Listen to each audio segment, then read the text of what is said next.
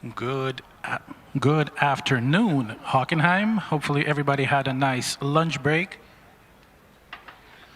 Everybody got a new fresh coat of sunscreen if you're spending your time out in the sun. And welcome to the Driverless Acceleration event, the second dynamic event of FSG 2026. And already there is action out on the track. We have car number 137 from GFR Racing lining up on the track. Is it? Yes.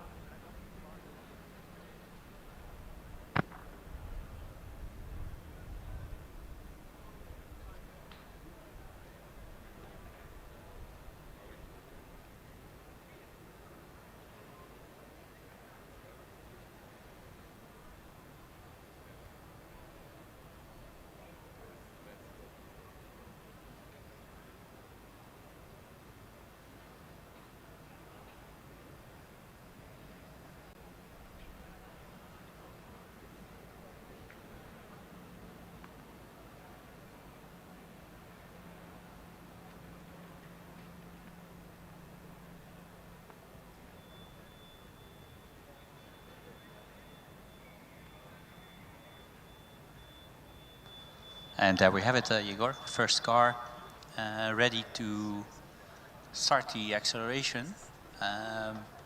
But then again, the moment I said it, I think there's a blue flashing light appearing on the car, which is normally not a good sound. But I think the team one of the team members is talking to the one of the officials. Maybe we can find out what they're talking about, because doesn't seem like the normal procedure for the acceleration. I do see a reset of the car. Yes, I can't quite hear from here what the discussion is, but they are playing around a little bit with the brake actuators and with the EBS button.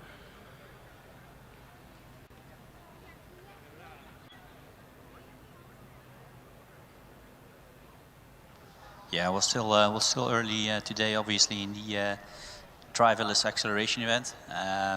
We do have until 5 o'clock in the evening, but now it seems the car is ready. I think everybody is retreating to the safe zone, and as you can see, we have a nice little cart driving around the team members, and off they go, straight line, not accelerating all the way through.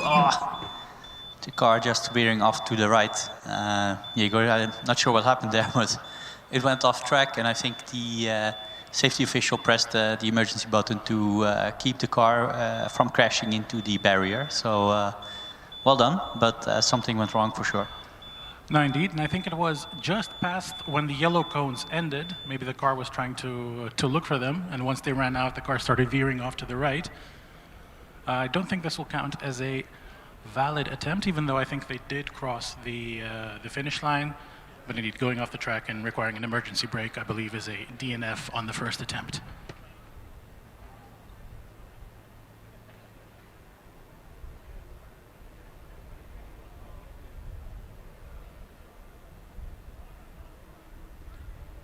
Yeah, now the long walk for the team members begin, because they have to walk all the way to the car and then try to retrieve it. As everybody knows, these cars can only be pushed with a push bar. It's a heavy steel bar that needs to be dragged around everywhere. So it's a good workout for some of the team members in this 36, 37 degree heat. So I don't envy them, to be honest. Yeah, luckily they do get a golf cart ride at least to the car, but afterwards, indeed, they need to go all the way to the end of the straight and then push the car all the way back down the straight, back to their pits and the post-event scrutiny area.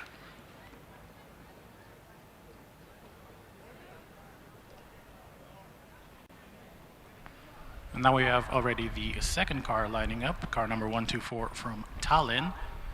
We saw they didn't have the easiest time on the driverless autocross this morning, Mickey. Let's see if they can do better in the acceleration.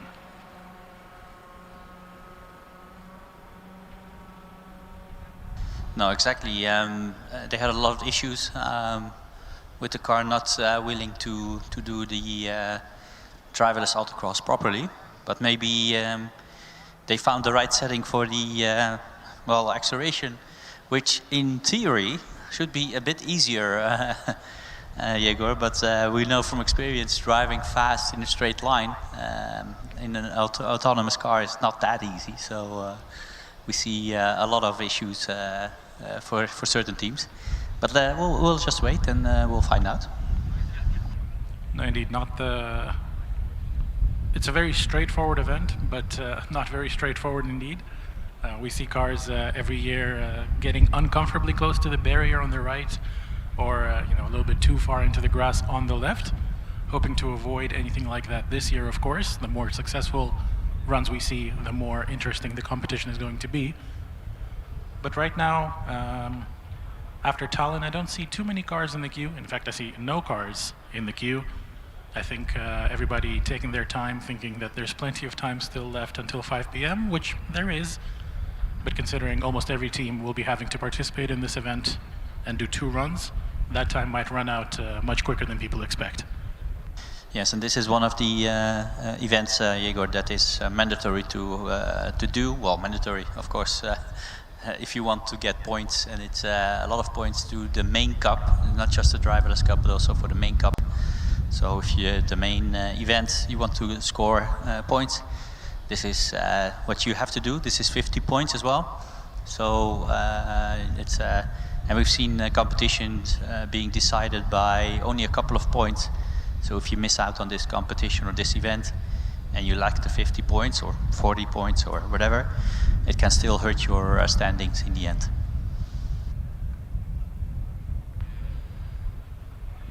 We see the car being lined up just perfectly now. The team members making sure it's facing as straight down the line as possible. They're also making sure it is staged properly. If you look at the start line, you can see there are three lights that shine green when the car is in the correct position and red if it's a little bit too far forward or backwards. And that way the organizers can make sure that no car has an unfair advantage getting a little bit too much roll up before the starting line. Every car starts from the same distance of the timing beacons to the timing line. Yeah, in this case, every centimeter counts, right? I mean, we've done some calculations, and even a couple of centimeters can give you maybe a couple of hundredths of even 1/10 of a second in the end. So, yeah, this positioning of the car behind the line is crucial to have at least a level playing field, fair game for everybody.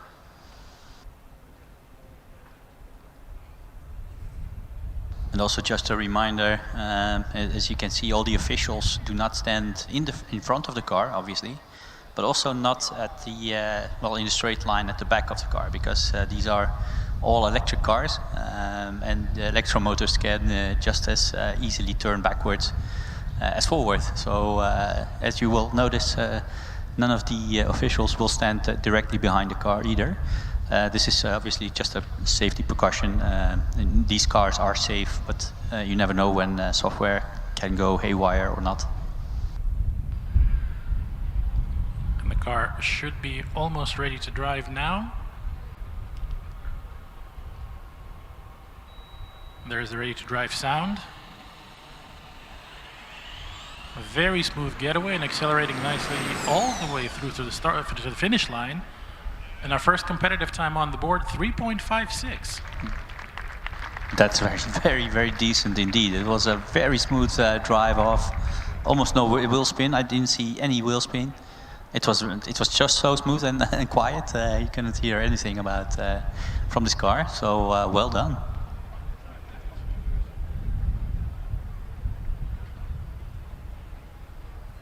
Yeah, and I'm just looking at the results from last year. The best time that we saw last year is a 3.231 from Zurich. But the 3.56 that we just saw would have been enough to be the fifth best time for last year. So already this early on, such a quick time, I think we might see quite a few.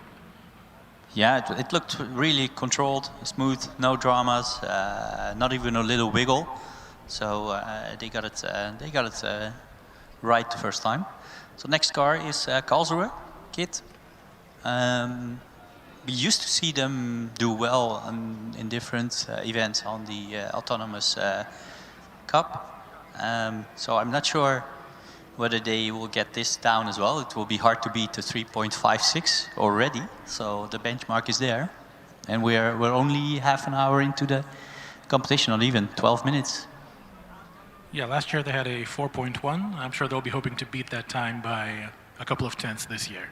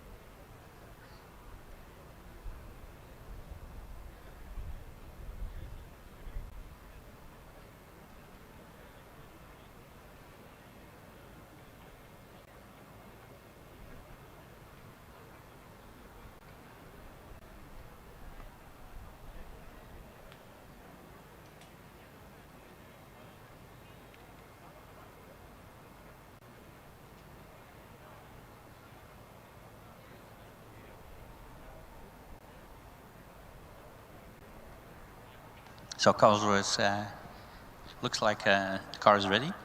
Orange blinking lights. You go thumbs up from the team members. Safety official, a safety officer as well. There we go. Looks really good. Some wheel spin, getaway. But overall, 3.16. Oh, the car is just staying between the orange cones. But it seems good. So 3.16, Yegor. Yeah, that's impressive. That's already faster than any time from last year. So our our expectations were met, Yegor. This was very nice indeed. And yeah, it looks really good. It did wiggle a little bit during braking, but I don't think it hit any of the orange cones. So for me, it seems like a valid run, but we need to find out from the officials to have a confirmation for sure.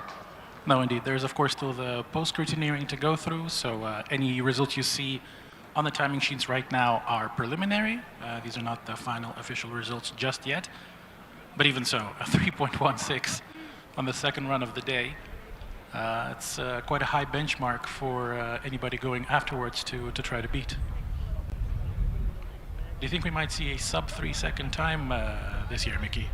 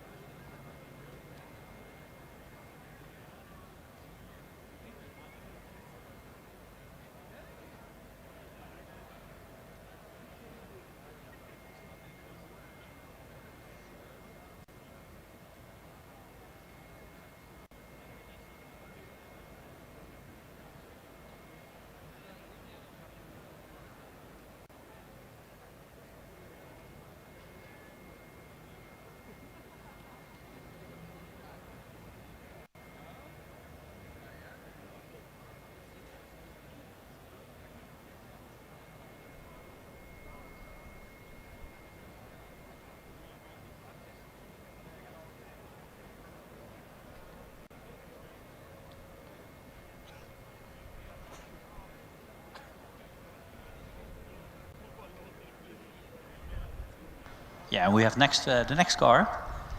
We had a blistering time of 3.16 just a couple of minutes ago.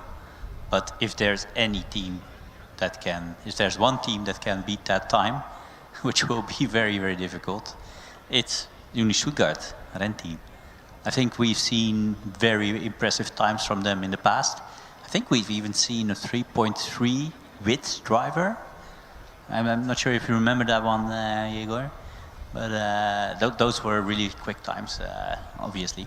So I'm really, really excited about getting Stuttgart here at the line and see them in action. So Igor is going to do some research in our historical database that Matthias made a really nice dashboard. And as we look at the official positioning Stuttgart car, and then team car, and then just making sure everything is lined up correctly, exactly 30 centimeters behind the line. And then obviously all the necessary procedures are being followed. 2 team members working on a car. The program should be loaded, so it shouldn't be a big issue. So the driver is already out of the car, and the last team member is just making sure the car is in the right mode to get the acceleration event going. Yeah, just looking at the historical data, last year they had a 3.677 in the driverless acceleration. So it would take quite a bit of an improvement to beat Karlsruhe.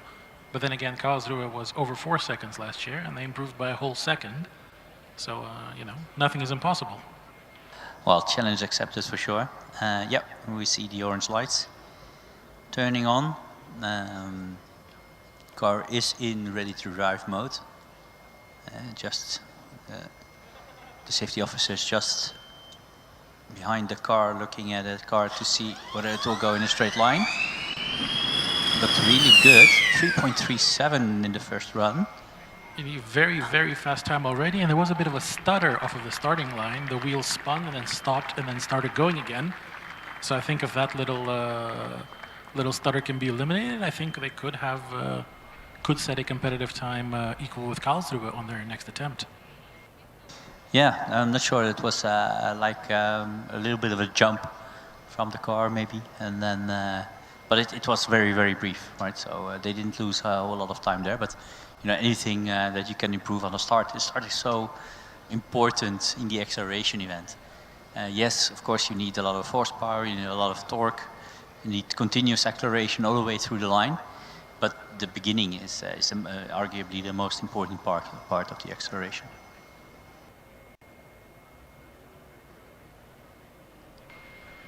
And just looking back into the queue, we do have a couple of cars getting ready afterwards as well. I definitely see 2 Swedish cars, I believe, both Lund and Chalmers. And there's somebody else over in the second run queue. One would have to assume that that would be GFR, but I'm not 100% sure. Well, there aren't that many cars that have completed a run on the acceleration yet, so I think that's a pretty safe bet that you're making right now, Igor.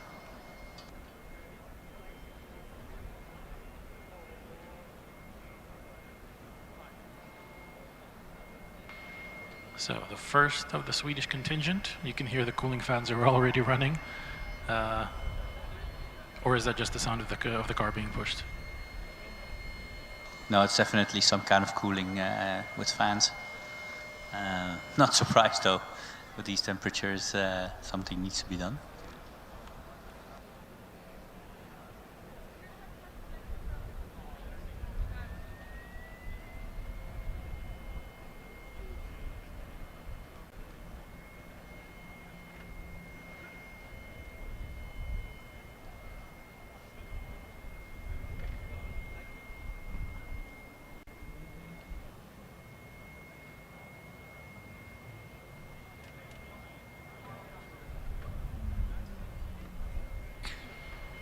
Maybe just to give everybody a small update on the procedure of the acceleration event. There will be 4 runs per team in total, 2 of which will be attempted without a driver, driverless mode, and 2 of which would be done by the driver in the manual acceleration tomorrow. Yes, today, during the day at least, it's all about autonomous mode. This morning we had the driverless autocross. Now we have the driverless acceleration in, I think, in an hour and a half. From 3 o'clock we will have the autonomous skid pad. And only this evening we will have the first manual event, which will be the, let's say, manual skid pad. But now, Lund University at the starting line, car number 46.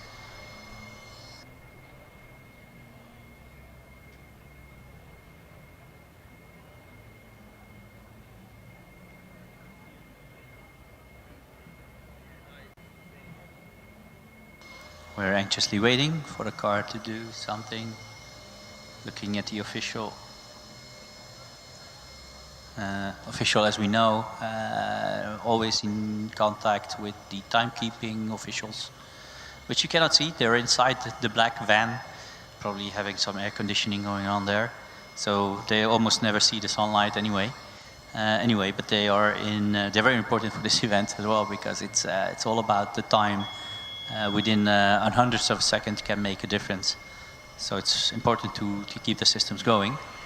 And Lund University is off the line, a bit of a hesitant start, but at least the car is driving ever so slowly on the acceleration.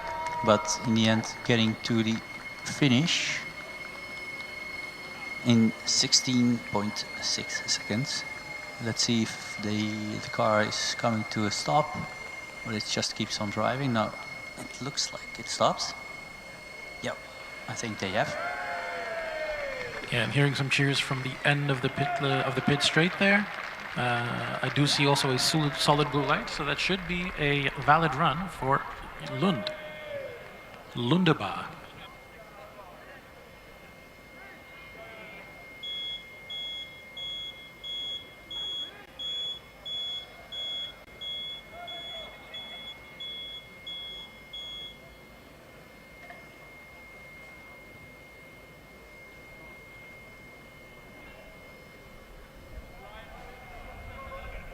Well, just looking at the faces of the Lund team, they're smiling, they're happy. I think this is their first year in autonomous events, Yegor. So I think for them it's all about just being able to compete in these events and finishing them all.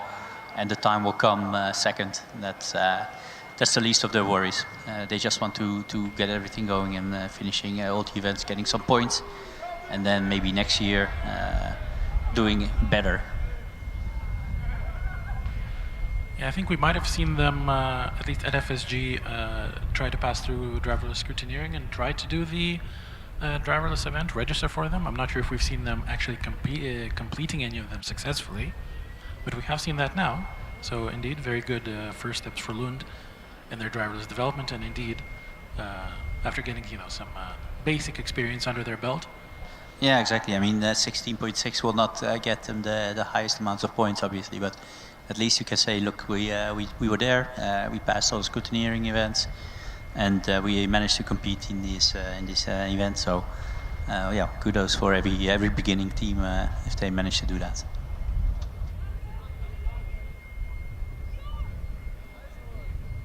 And we have Oregon State Ravensburg, GFR for the second run already, car number 137.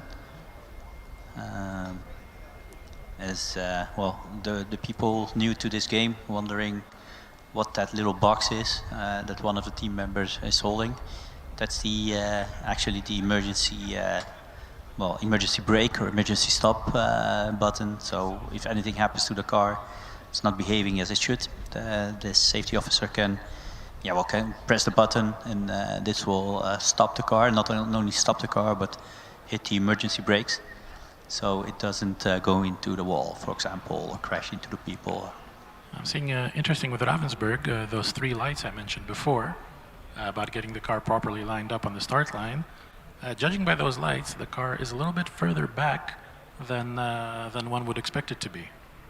Yeah, normally we would see 3 green lights, right? So now we see just 1 red. So I'm not sure whether it's have been properly positioned, but we'll see what happens. Whether the car can take advantage of that. Maybe the AI on board will know and recognize, and will think, now this is my chance to to beat all the others.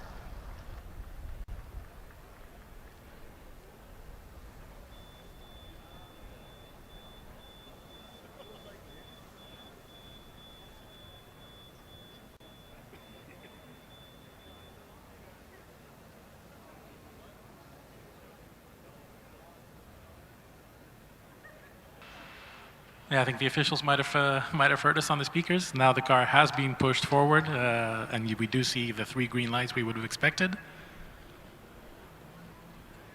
Let's see if they can set off successfully after resetting the car. Yeah, so we're like a little bit of spying for for the officials, but it doesn't matter. Now the car is properly set up, so this is how it should be. One of the team members is giving the thumbs up.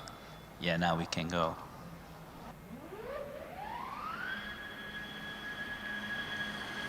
The car hitting its top, well, not top speed, but hitting a speed limiter about 20 meters in.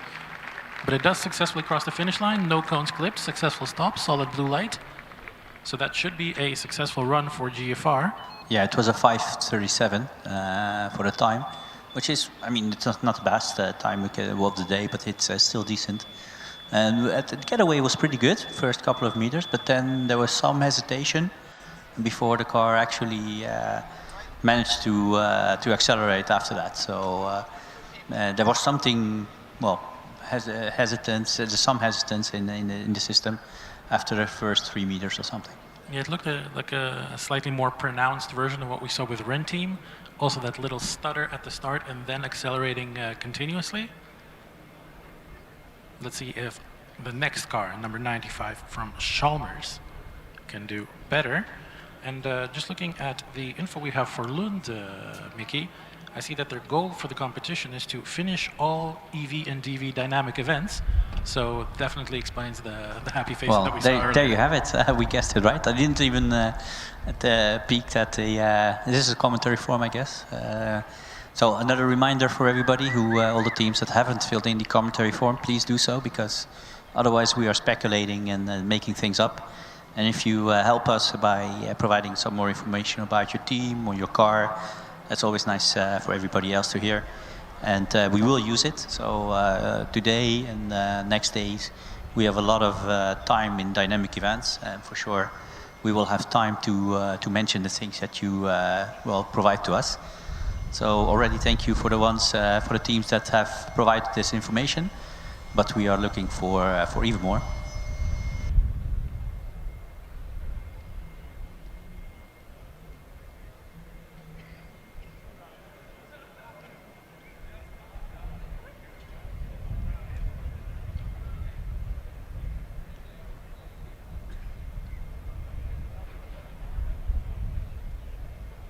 Yeah, just as Lund University car was being pushed here in the slow lane, it does make a very distinct sound.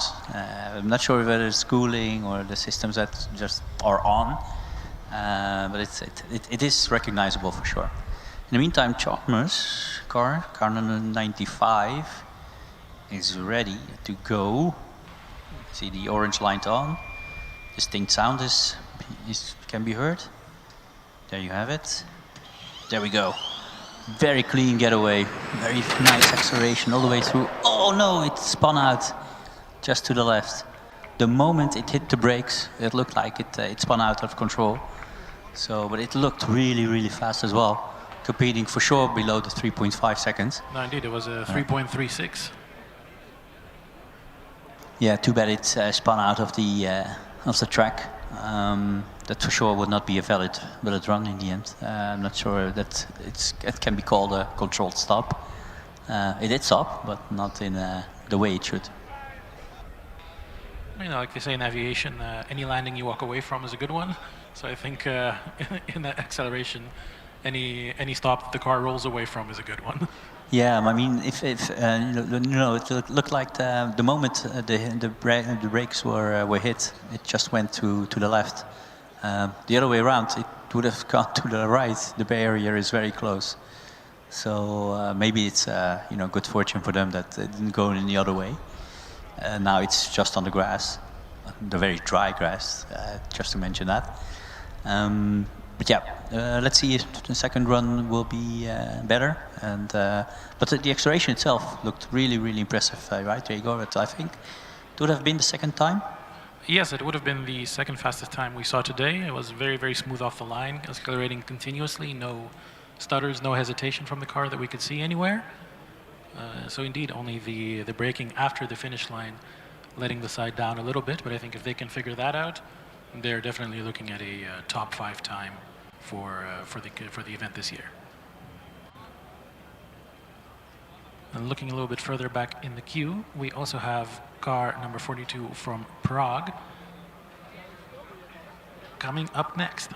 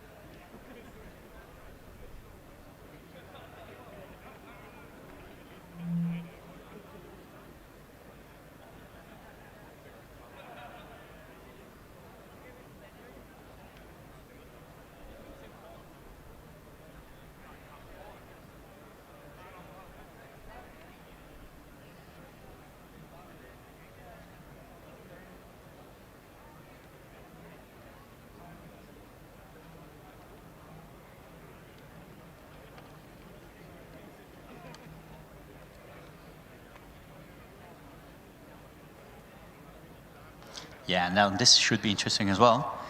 ETH Zurich, they were quite impressive in the driverless autocross as well.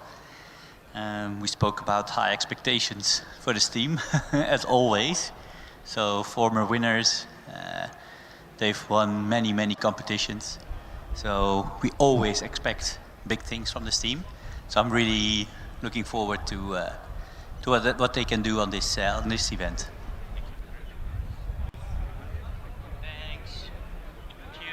And indeed, I think Zurich set the fastest driverless acceleration time last year. That was a 3.2, maybe 3.21, somewhere in that vicinity.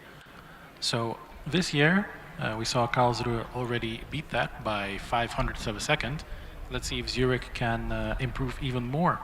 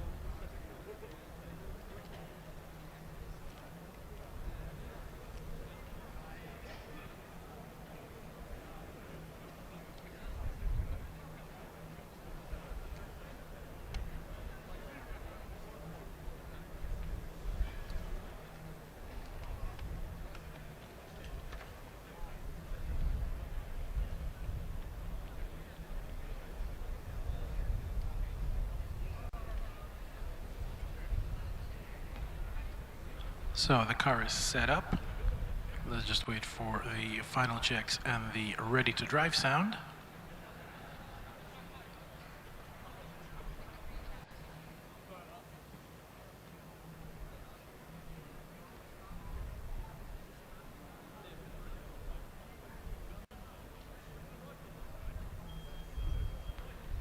There it is. Blistering off the line, it is a 3.30. Wow, that's what looked really good as well. I could see some disappointment in the faces of the team. Maybe they had expected a little bit more, or less, the way you look at it. But yeah, still, it's very smooth, no issues. I'm not sure whether they used the maximum power setting or not. Well, we'll see. Still another run to go. So it's still 1400s away from the kit time. Let's not forget, they still also get a second run in as well. So it should be interesting. And indeed, it could be that Kit might be employing a similar strategy to what they did with the autonomous autocross, where they just hit full send from the very beginning. And in the autocross, that didn't work out too well on the first attempt. The car went a little bit over the limit and spun out in one of the faster sections, but they did set a competitive time with their second attempt. And here it seems going full beans from the very beginning has worked out very well for them. Let's see now car number 124 from Tallinn coming back. They had a very competitive 3.56 already. Let's see if they can shave a couple more tenths off of that.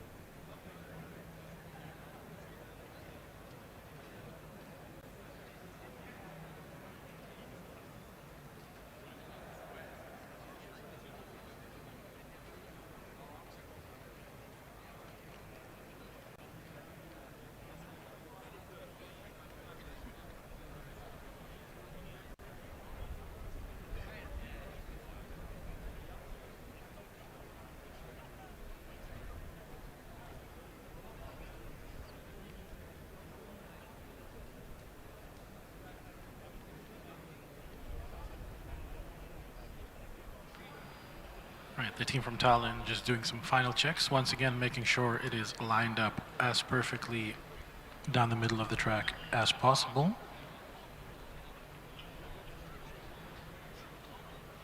Were they the team that had that little stutter in the beginning, Mickey? Yep, I think so. Maybe they looked at the settings, changed something in the software, or maybe even the car setup, but usually the thing you do is look at the software settings first, and then anything else. So maybe they had fixed it, and if they get to start better, for sure it will shave off 1 or maybe even 2 tenths of a second off their time, which would be a significant improvement for them. Yeah, because so far they do have the highest or the second highest top speed at the finish, 132 kilometers per hour. AMZ beat that by quite a bit now. They have 140 kilometers per hour at the finish. But as we can see, having the speed at the finish does not necessarily mean that you got off the line very well. It does not necessarily mean you'll have the fastest time. Let's see if Talon can improve now.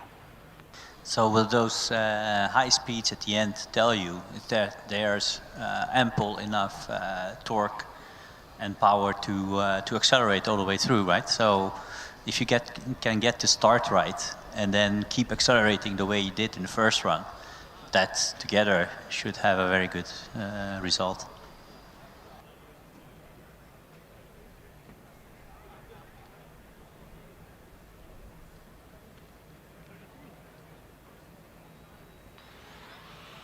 There's the ready to drive sound, the fans powering up.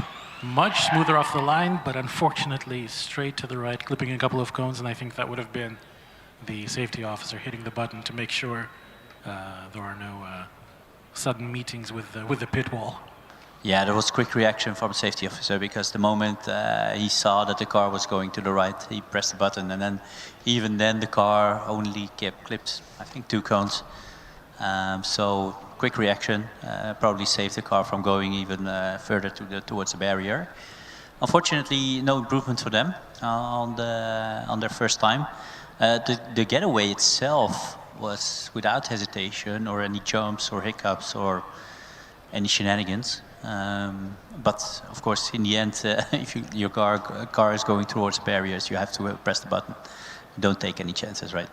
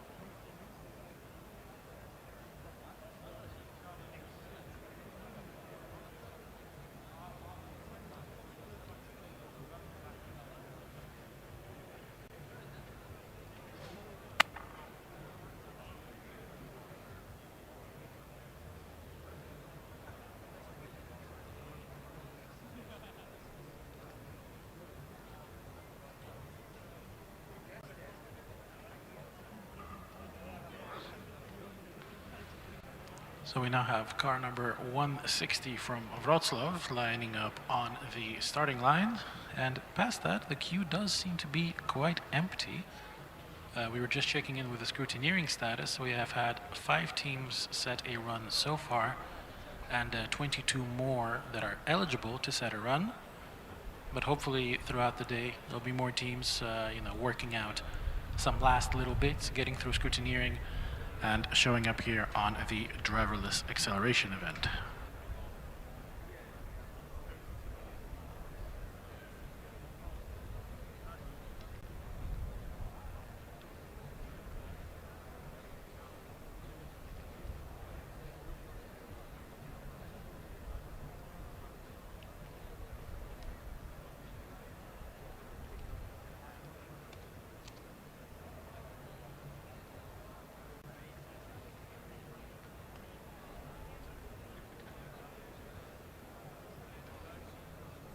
Well, it seems after some debate, the driver's getting in the car again. So for sure it will be pulled back from the starting line. Car clearly wasn't ready to do the acceleration event. And I didn't see the orange lights coming on, so I don't think this will count as a run for Wrocław, so they should still have 2 driverless attempts later on in the day. But we see that already we are an hour in to the driverless acceleration. There are 2.5 hours left, and only 5 teams so far. If we keep going at the same pace, I think once again, Mickey, we might see that not everybody who wants to set a time will have the time to do so. Yeah, and according to our information, 27 teams have passed all the necessary scrutineering events, tests, so to be able to compete in this acceleration event. So, 5 down, 22 to go in 2.5 hours. Definitely doable, but we do hope to see some teams start showing up here in the coming minutes. Yeah, and just a warning to all the teams, we've seen earlier today that a lot of teams were late in the queue for the driverless autocross for whatever reason, right? I mean, we know some teams wait a long time, some teams have issues getting through the last bits and pieces of the scrutineering. So we don't know exactly what the reason is all the time, but if you are late in the queue and something happens on track, maybe one of the car collects 20 cones that needs to be replaced, the car needs to be collected from the track, it takes a long time. So we saw it happen earlier today that I think it was the Dortmund car was ready to go on the acceleration, on the autocross, driverless autocross. And then the gong, the ever so strict gong, German gong was being heard, and then Dortmund was not allowed to start the run on the autocross. So that's just a reminder for everybody: just be on time if you can, obviously, be on time in the queue, get in your at least 1 run, preferably two runs, because normally the second run should be a bit quicker. Don't wait too long. The track isn't getting that much faster, although it's getting a little bit hotter, but it will not get that much better. So just be on time and get in both of your runs if you can.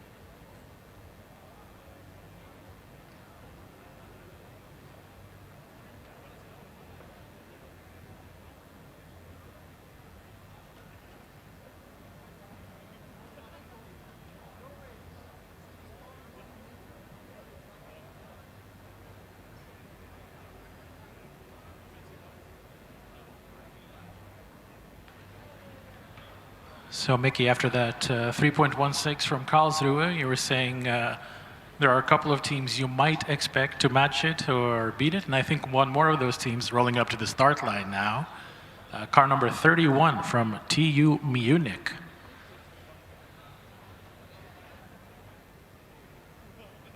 Yeah, one of the OG teams as well. We've seen them perform well in the last couple of years here in the competition. Not as consistently, I would say, as ETH Zurich, but every now and then they blew away the competition. And I'm just curious to see which team can bring it to the Karlsruhe team, because that was just amazing time, 3.16. It will be very, very difficult to beat. And if it will be beaten, it will be beaten by the smallest of margins, for sure.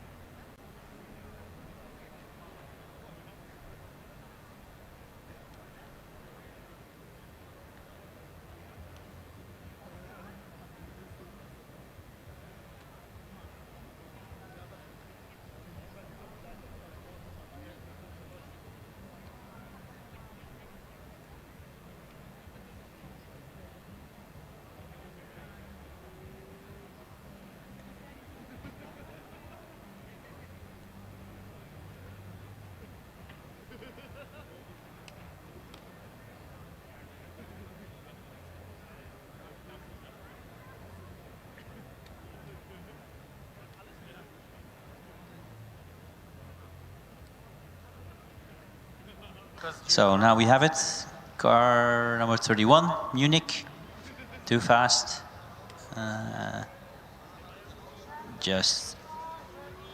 Yeah, next car has been confirmed by the official of this event.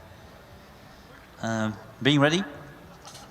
Team member, the safety officer, just backing away to a safe distance. And then I'm very curious about this time.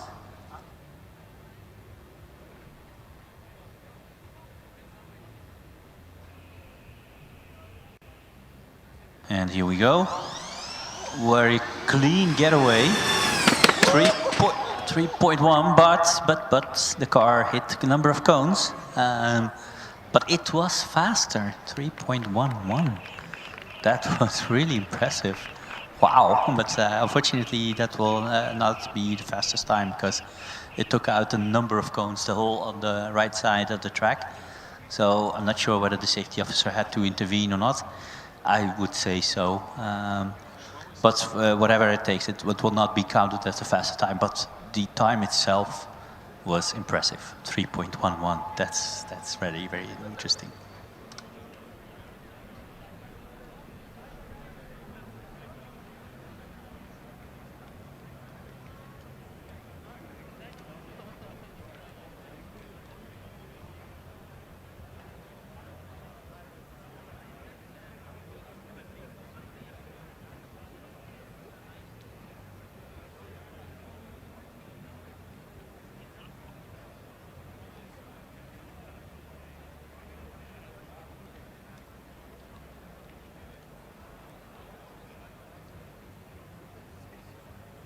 So next car, University of Lisbon.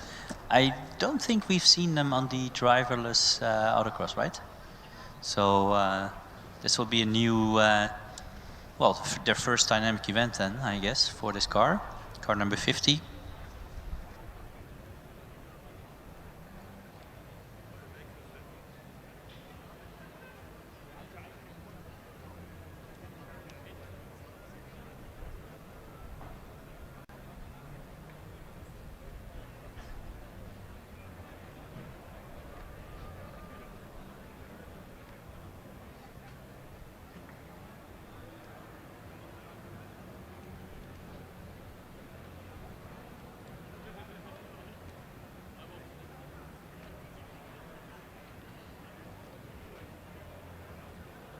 Yeah, the team is getting ready, but we just have to wait until the Munich car has been collected and all the track has been repaired as well. Would take normally a couple of minutes only. Until then, the Lisbon guys are getting ready. Yeah, we talked earlier about these boxes, Matti, and their purpose, and they get like a small token, a small chip that they had to insert, otherwise it will not function. So they get this from one of the officials, and then they have a fully functioning, well, emergency stop box. What's it called? What's it called anyway? Actually, I don't know. Is it maybe something with safety, emergency safety box, ESB? What do you think? ESB sounds like a box. Let's call it like that. Yeah. I just checked as well. This is the first time we actually see the team from Lisbon at the Dynamics, so they have not made an appearance on the autocross. I'm not sure if they do participate in the Driverless Cup. I do have a feeling they would, because in the last years they were actually pretty good in driverless events, but unfortunately they missed autocross then, it seems, but definitely made their way in time for the acceleration. I actually just arrived, Mickey, so can you tell me what happened? Maybe also good for the viewers at home. What did I miss? I do feel like I missed a lot. I saw some impressive things happening. Yeah, we had a couple of impressive times to start off. The 3.16 from Karlsruhe, the second run of the day, and the first valid run of the day. We've had a couple of, well, off courses, cars going off track. A couple of doing it after finishing their run, so after the finish line. But yeah, some excitement, but here we go with Lisbon. A clean getaway, accelerating all the way through 3.86. And let's see if it stops on time for sure. And then I think, yeah, it seems to me, at least from our position, that we can see it's a valid run. So that means that the car needs to stop within the cones, on track, and also with a solid blue light in the end to be a valid line. Of course, just a reminder for everybody, this is all, not official, because after this event there's always post-scrutiny, as we call it. So then the car is being checked for a number of items, and only then the time posted by the team and the car is being made official. So any time that we are calling here or any cones that we are seeing is not official until confirmed by the organization as such. But yeah, Matti, you missed, a lot of teams were not here yet. So we've only had about 7 or 8 different teams yet. So we counted 27 teams that made all the necessary scrutineering steps.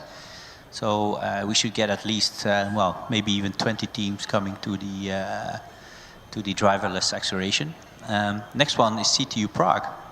Very nice looking car, 2 colors. I always get confused because if you look at the other side, then it's blue and this side is red. So it's like, what's going on? Yeah, indeed, from where we are looking, it looks completely red, but then probably tomorrow we'll be looking from the other side, and then suddenly it's blue. They do this every year. I actually talked with them this morning, asking if they would, do it again. They said definitely, and they told me they even improved it on last year, the delivery. So far, from what I can see from this side, it does look very good. Let's see if they also put some attention into how quick the car is. And we'll find out in any moment. So the safety officer from the team is preparing the car.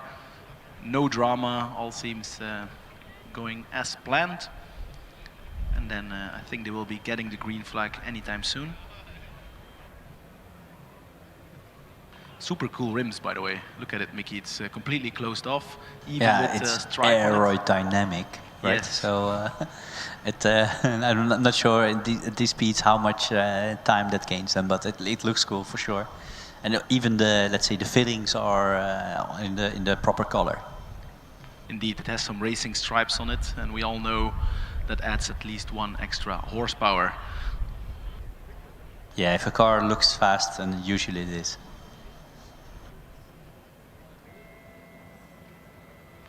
Car is ready to launch. Very curious to see. Oh, it launched pretty quickly, but then immediately stopped after, what is it, 3-4 meters. It looked like an intervention from the safety officer, but he didn't do anything. He was looking surprised at the car and this box is ESB, emergency safety box or whatever we call it. So definitely not something that the team had anticipated or the safety officer did. He was a bit too surprised for that. Yeah, clearly something went wrong. It was not that it was veering left or right. It was going straight quite well, but then something went wrong. This is, of course, the advantage of going early enough. Then you still have some time to debug what might be wrong, and hopefully we can see them again. I don't think they had a first run already. I think, speculating, I'll check in a second. And while I am speculating, TU Dortmund is making its way to the start line, 172. Yeah, they were the ones, they were unfortunate at the driverless autocross because they were just in the queue when the event finished at 12:30 sharp. So they were left, well, disappointed to say the least. They couldn't do another run on the driverless autocross, but now they're here and they're on time. So we have high hopes that they can at least do at least one run, but of course there's ample time to do a second one as well, if nothing goes wrong. And it seems our advice landed on the right ears, because we do see a number of cars in the queue.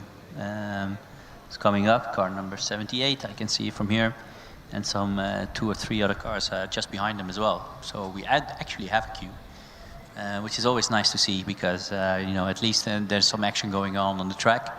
And although it takes a long time to set up, these cars are really fast, because they are, you know, they're lacking drivers, they're lacking 50, 60 kilograms. So in theory, they should be a lot faster than the manual acceleration. Tentative start, immediately accelerated to its set top speed, it seems.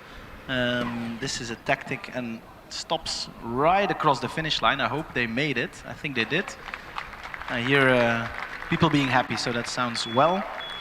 I think it was about 8 or 9 second acceleration, but clearly that was the plan of the team. Set the banker lap in with a certain set speed, and then maybe they can go a second time and increase the top speed. I was just looking at the list of teams that we are yet to expect, and I definitely think we'll see some action, because the team from Revolve, from Trondheim, yet to come. Also DHBW Stuttgart, Delft, Milan, who else? Aachen, Munich, so the other Munich US, Barcelona, Eindhoven, Pforzheim, not sure if they participate in driverless, but quite some teams that we are yet to see here. And I also noticed on the timing board that actually the quickest run, I think, from Munich we saw, unfortunately was DNF'd because of their late night spin at the end.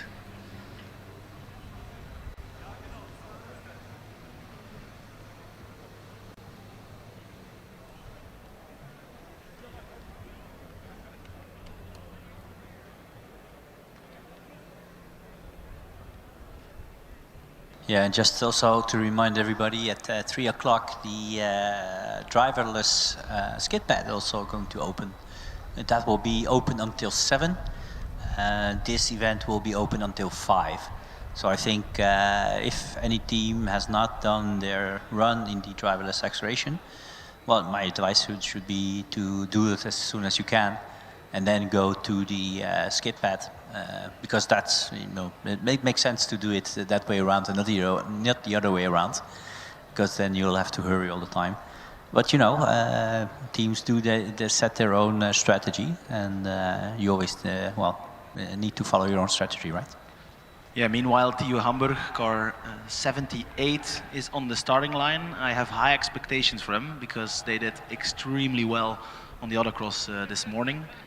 Super impressive lap time, and I think they also did it cleanly, which is a seems to be a difficult combo in the autocross. So I'm very curious to see if they can keep that momentum also here on the acceleration. It does take a while for the car to get going. Not sure why. Maybe they have not been given the green flag yet. No, indeed. So now they are. And off they go. Slightly slow off the line, but then very high top speed and a 3.71. Not quite up there with Karlsruhe and Munich, but a very good first run. Yeah, pretty impressive.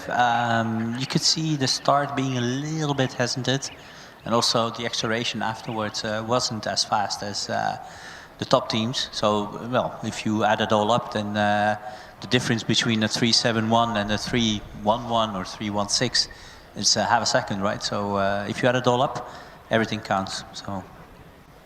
Indeed, and again this morning I had some time to walk around and spoke with some teams, and apparently it is a bit of a strategy to have a slightly more conservative launch, just to make sure that the car is still pointing the right direction after half a meter, and then really push through. That as a tactic really for the acceleration in driverless.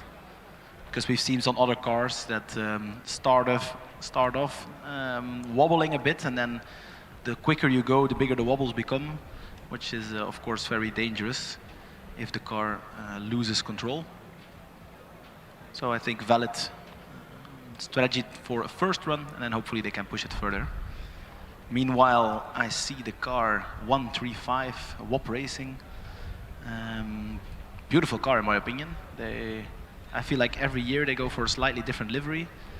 This time it's a bit gray, black with some red accents and a lot of racing stripes. That's always good. Engineers making sure the car is clean. But their logo on the nose, it's every year the same. It's like I think it's a double Wolf logo. Maybe from was it Australia Wolfenbüttel? I'm not sure if I'm not pronouncing it properly, probably not. So I apologize for my mispronunciation. Anyway, but it's a very cool logo and very recognizable for every year. Every year we see them and we instantly recognize the car. So and it looks like a clean car as well. So clean in the sense of you know, finished, attention to detail. You can see the wings, the floor. You know, it's just a clean car, very tidy. Yeah, if I can give 1 point of less clean, or I'm not sure if it's on purpose or not, but there are a lot of cables. On the front, you see that the front wing is being tied with cables. Not sure it's by design or not, but also on the rear, their diffuser seems to be hanging at multiple cords, and even the little side winglets also have some cords with. So I would be curious if it's by design or if it's a needed fix at the end. Well, that's an interesting question, Matti, because if you look at the pickup points or the points that on the chassis where the cables are attached, it's not something that you can just drill and you know, mount it without any inserts or whatever. It takes a long time to do that, right? So if you have to make it last minute, it can cause you a lot of headaches. That's true. It does look, given that it's attached with like cords, it does look neat. So maybe they chose to have a very, I would say, flexible front wing and then stiffen it up a bit. That could definitely be a valid design.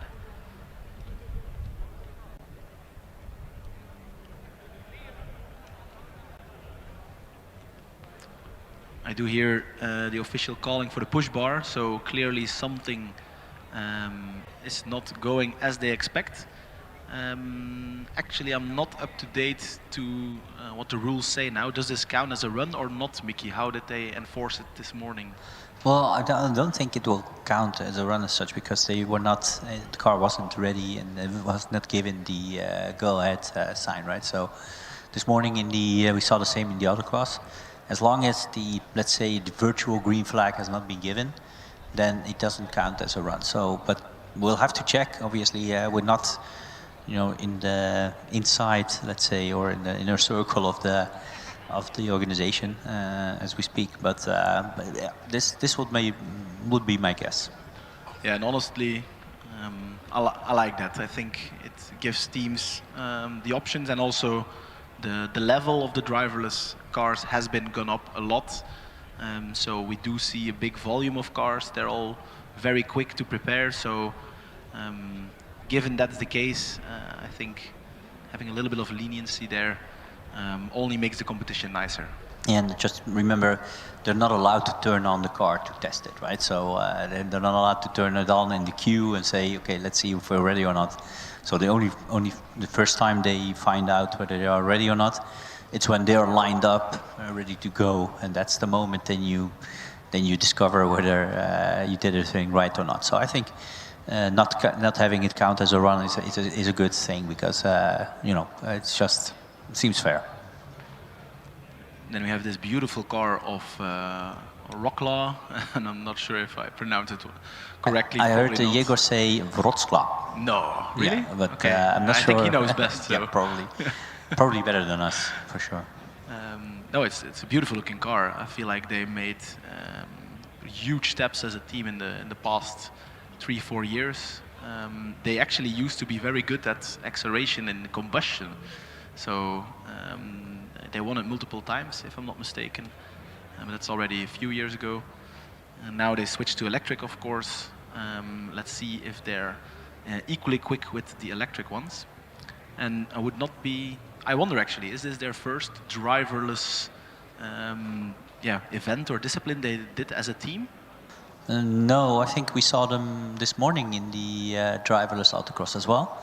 So not sure if we have the timing on that, so we can take a look. I don't know whether they managed to finish it or not, but it was for sure we saw them on the driverless autocross. That's how I know that the pronunciation of Jegor, because he did mention it once or twice. Indeed, and they even had a pretty good time. 44.4 this morning on autocross. From what I can see from the timing, it was a valid time. They even did 2 valid times. So yeah, they did amazing. I'm just checking. I don't think that they participated in the driverless events last year, but I'm not sure. I'm not even sure if they were here actually. Maybe not.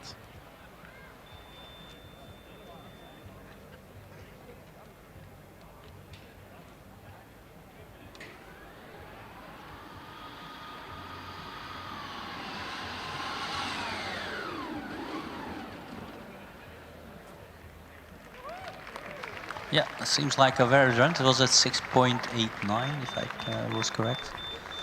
It was pretty interesting because the car drove across the finish line. I think it properly triggered the timing, but then it decided I'll do a few more meters just to make sure I cleared the finish line. But from what we can see, it looked like a clean run. Clearly, also they had a certain top speed limit, which is something we see with many cars. So what would be the reason to have like a limiter on the speed, Matti? What would be the considerations to do that? Yeah, from what I know, there's 2 reasons. One is the perception algorithms of these cars. They only work at a certain speed, which is pretty quick, but still, the quicker you drive, the quicker you need to perceive the images, but also the sooner you need to react. If you're driving 10 kilometers per hour, it's okay if you only see 2 meters in front of you, but if you drive 100, you need to see a bit further away. So that adds some complexity, and also something we saw, and I think mostly in previous years, is stability. Some of these cars do struggle at higher speeds like the turning stability, so they lose control once they go quicker. So I think these 2 are the main reasons why they add a limit, because if you lose control here at higher speeds, it might be fatal for the car. You might damage it. Yeah, and what's the reason then that some teams manage to have like really quick reaction time? And if you saw the autocross this morning, there was a big difference between the faster teams and let's say the slower teams. What's the difference? Is that the software as an algorithm, choosing the right algorithm? Is it the combination of all the hardware and software? What's the key to this problem? Good question. I think, again, the slower you drive, the more chances you have to compensate to, if you make a mistake in your perception, for example, you have more time to correct for it. It's the same when you drive yourself, right? The slower you go, the more time you have to react and to correct for mistakes. And I think the better teams, they just have their basic algorithms already perfectionized, so they can invest a bit more in the more complex situations, optimize their lines a bit more, and so on. So that would be my explanation, at least. Maybe we should ask them at some point. Yeah, that might be a good question, I guess. Well, we're not judging, so not judges, so we don't have the answer. But yeah, I mean, in the end, because I think the hardware is more or less can be the same, right? Because it's usually off the market components. I'm not sure whether teams are building their own LiDAR or stereo cameras or things like that. So indeed, I have not heard that they made their own hardware there. And again, maybe we are completely wrong. But it's the software that they have to make themselves, and it's pretty difficult to interpret LiDAR information, because what is ground, what is a cone, what is a perception mistake, what is timing equipment? Apparently some cars have difficulties seeing those. But now we are waiting for the car from Sevilla, 218, being made ready on the start. I think they're waiting for the green flag. Oh, and off they go. Clearly again accelerating to a certain top speed, and it's a 6.81. And I'm looking, I hear a lot of cheers and a blue light, so that means it's a valid run, at least from what we can see. Congrats to Sevilla. Yeah, well done. Very clean, not the fastest, a bit slow, or let's say careful. Careful is the right word, I guess. But I think for a lot of teams, this is just getting it done, getting some points and finishing all the, let's say, all the dynamic events is already a big win for them. So well done. Indeed, given how difficult these driverless disciplines are, getting a time on the board already is extremely valuable. And I think they have probably still a second run, so they can maybe tune it up a notch, come back and show them how quick the car is. I think for the coming 2 minutes we won't have a car yet ready, but I do see that Delft, the DOT26, is being pre-scrutineered. So I would expect them to come here anytime soon. Not sure if there's a car behind that, but I cannot quite distinguish which one it is yet. But we'll see them in a second. I feel like in one of the coming years, so there's one guy with the golf cart. I think he's having the most fun today on the acceleration track. But I do feel at some point they should also make that driverless, no? Yes, but they put number 44 on the car, so that would imply something.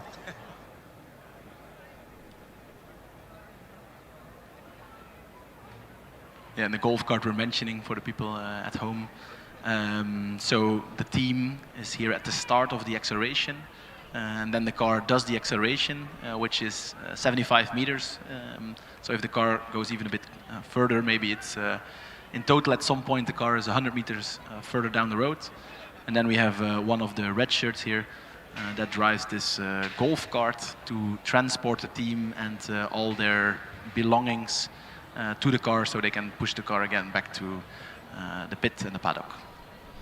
And as I say that, the Delft car is being rolled towards the starting line. It's actually talked with them this morning about their livery.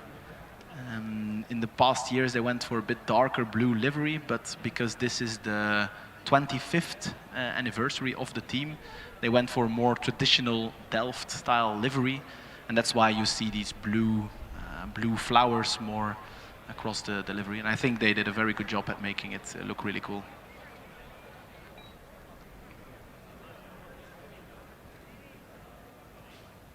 Yeah, and the next car in line, Matti, is UPC Barcelona. we did see them earlier today as well. Not sure if they are. I think they are ready to go. They're just going to do some pre-event checks. In the meantime, we're just waiting for the Delft team to complete their first run.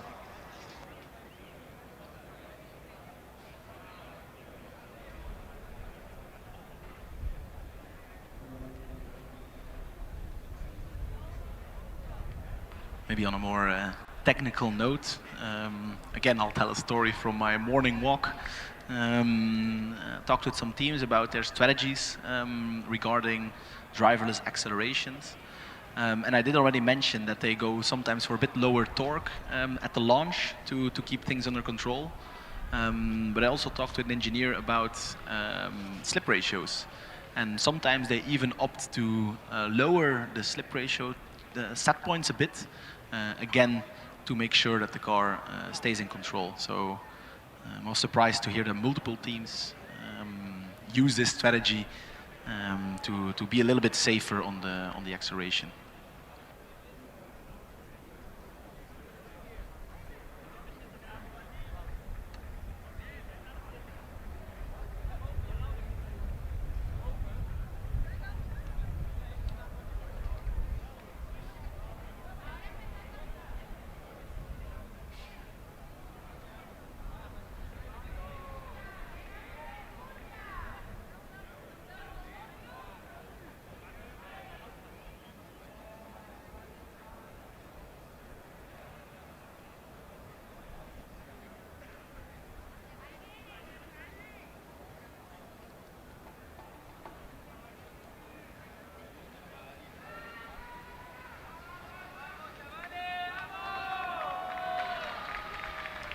Okay,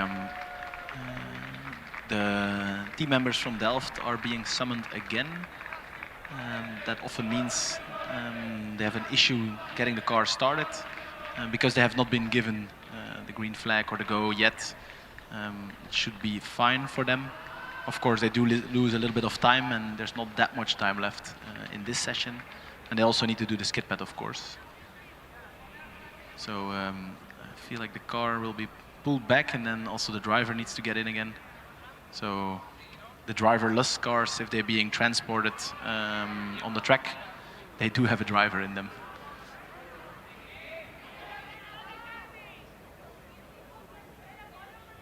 So unfortunately, we won't see a time for Delft just now. Hopefully they can fix whatever issue they have very quickly and come back. And then we'll probably have the team you spotted, Mickey, in Barcelona. How were the engineers from Barcelona looking? Were they looking confident or more a bit anxious? Yeah, I would say confident. Not sure whether that reflects the actual situation of the car. But they were like, no, we're here, and we're going to try and complete at least one run on the event. They didn't look worried at all.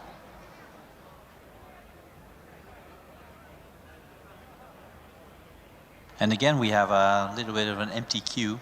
Well, if you can talk about the queue, at least an empty spot just behind Barcelona. So we're still missing quite a number of teams, right, Matti? You mentioned the list of teams that we would expect here, right? So we haven't seen a lot of them either. Maybe I think by now we are over halfway, I think, with the number of teams, but also we are almost halfway in the event. So, or even beyond halfway, because we started at 1:30, and we're coming up to 15:30 right now. So here we go. Indeed, Delft was one of those teams we were looking forward to. Unfortunately, they did not set a time. And yeah, time is ticking. Got a bit more complex now because skidpad is also going. So I really hope teams don't leave it until the end and then get stuck in the queue. I really hope everyone can make a run. The team from Barcelona is really aiming their car perfectly, or at least the official is doing that. They want to have, of course, every car starting at the exact same location, because even a few centimeters more backwards can give you quite a bit of an advantage here in the acceleration. So that's why they have to meticulously position the car. They do have a bit of a feedback system with the timekeeping equipment to make sure that all the cars are exactly in the same spot.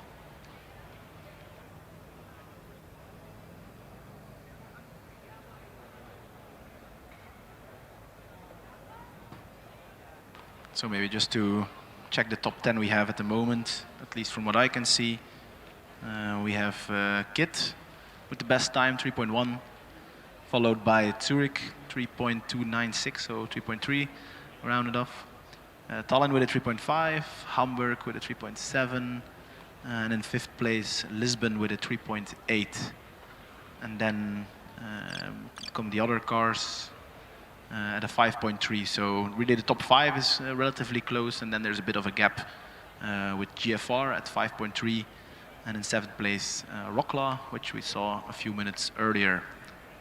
And then I'll check, I think, Munich with Too Fast. They actually had the best time with a 3.11, but unfortunately had an issue at the very end of the acceleration. So it was their first attempt, so they have a second attempt left. So hopefully they can fix that and do it all over again. And while I went through the top 10, UPC Barcelona did manage to get ready and will be given the go signal anytime soon. I do hear a beep, that's good. I'm really curious, will they go for the aggressive launch or a more conservative one? We'll find out in a few seconds. Quite conservative, but they do have a pretty high top speed. And it's a 5.8, so they're in that second club of cars. Really good run, and I do hear a lot of cheering, so to me that looks like a valid run. Good job by them.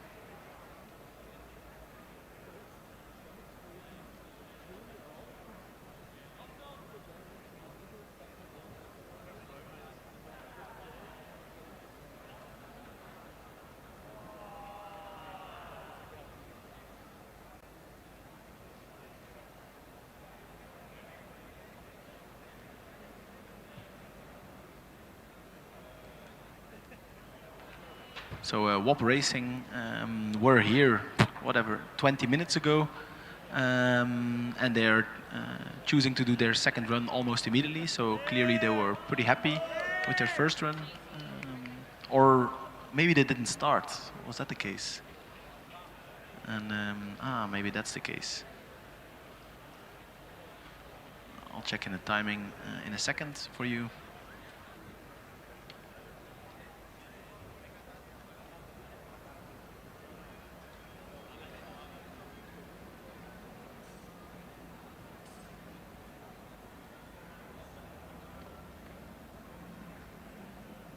Yes, they were one of the cars that lined up but didn't get going.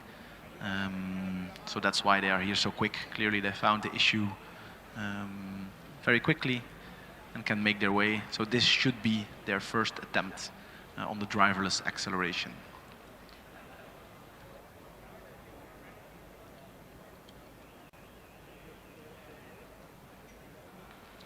And then excitement ahead, because I do see car number 33 also in line, which is the car from Zurich. They currently have the second best valid lap time on acceleration, so they will be looking to take that first place from Kit. Then Delft also looks like they found the issue, and then the car in between, I think that's Aachen, they will also do their second run, it seems.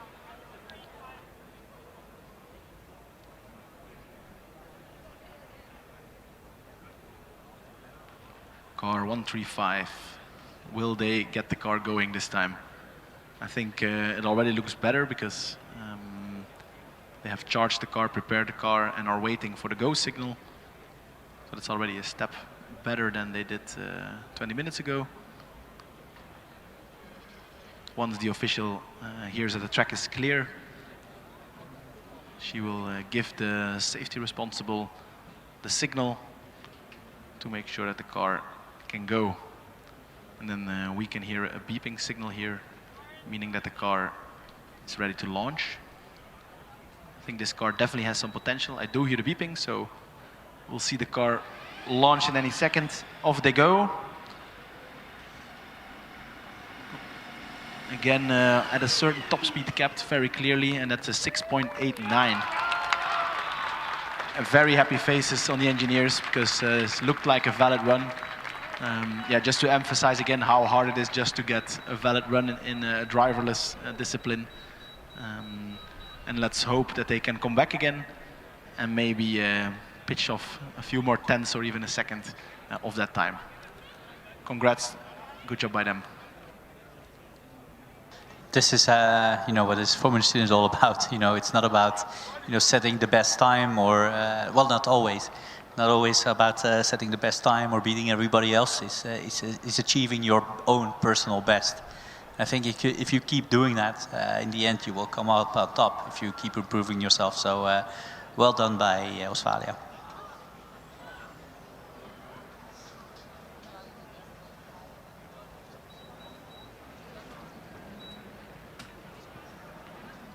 The beautiful car of ETH Zurich made its way in front of us now.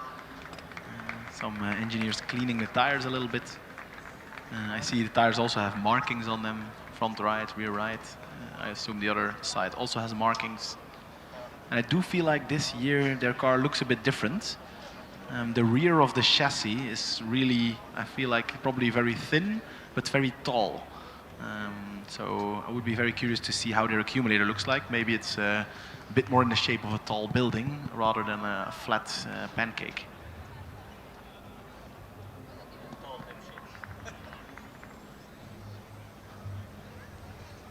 Also the elements on the front wing are very aggressive, I would say.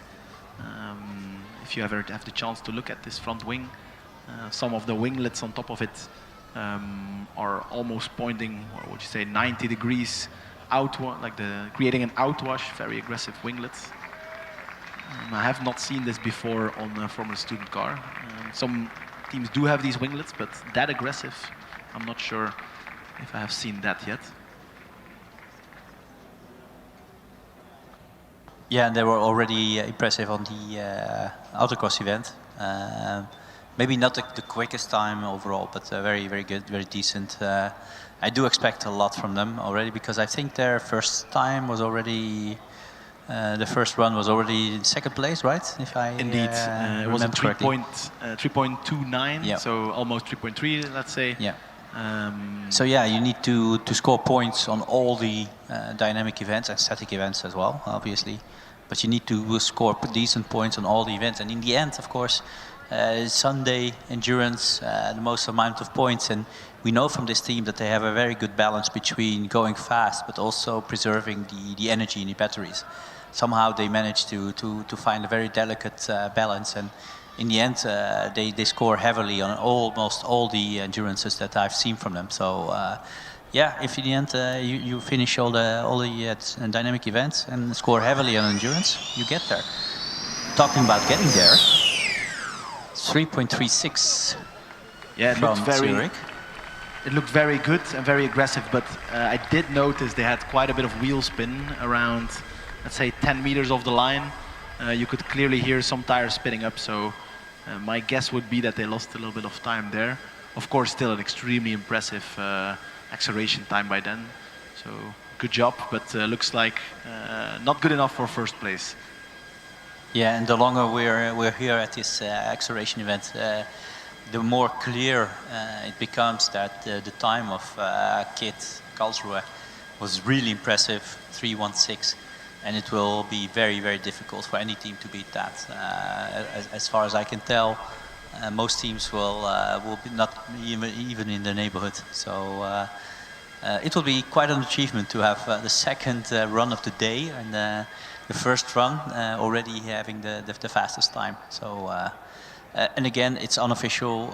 You know, we don't know about peak power usage, post-scrutiny items that are checked by the scrutineers.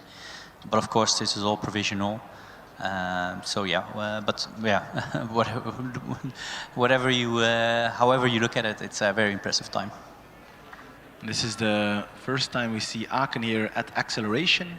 I did see they were in the second driver queue, so that makes me think they maybe made an appearance here already, but didn't quite got the car going. This should be their first run.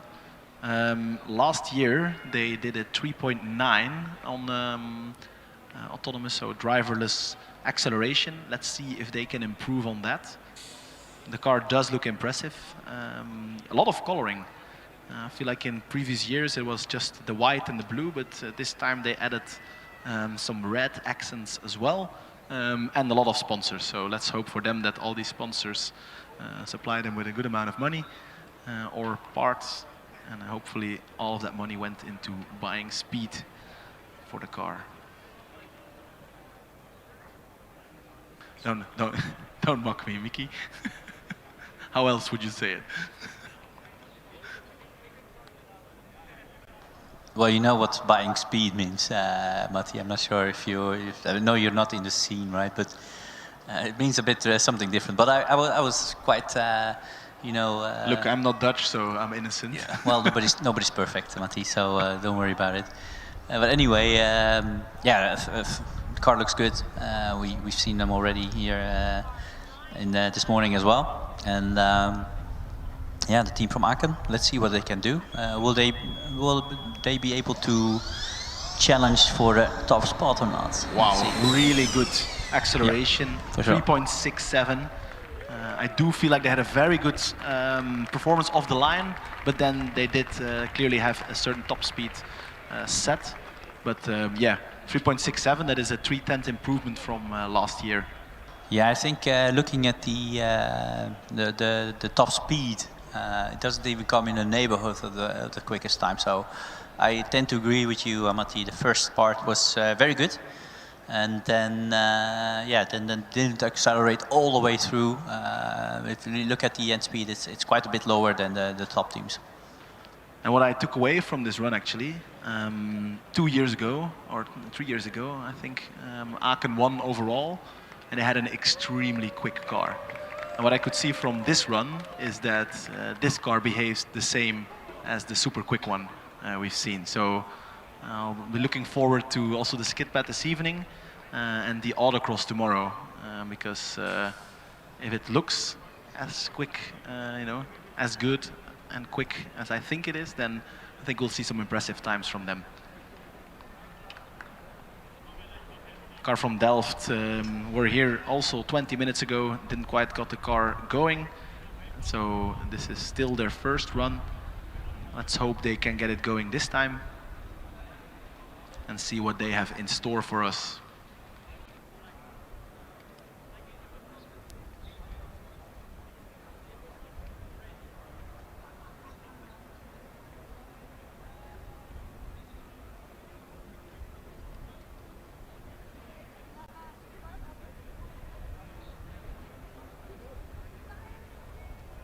Engineers of Delft looking pretty relaxed, have some time to put on sunscreen. They're chatting a bit with the officials.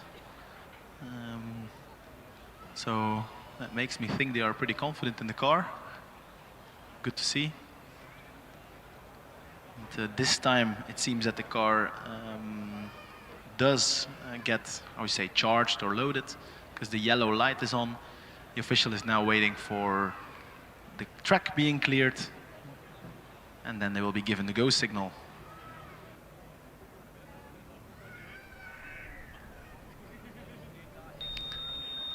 And I hear a beep. It launched, and literally a tenth of a second later it stopped. So now it's stalled on the starting line. There's a bit of a noise going on. Is that the noise of just an emergency stop? Yeah, it wasn't initiated by the safety officer for sure, because I was looking at him and he was like, didn't know what happened. So For sure, it wasn't an intervention by him, so we're not sure what happened. Of course, the car can make its own decision with regards to an emergency stop. So whatever happens, of course, it happens way too early. So yeah, we're not sure what happened there, but of course, it's sad to see them attempting this run and not getting any points. Now for the 1 meter that we saw them drive, I do feel like the launch was pretty good. So at least we got to give him that. But it was unfortunately short-lived. They made it maybe half a meter. So they still have 74 to go.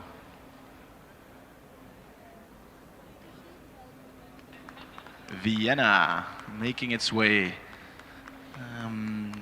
Last year, remember, or last 2 years even, they had a very noisy car.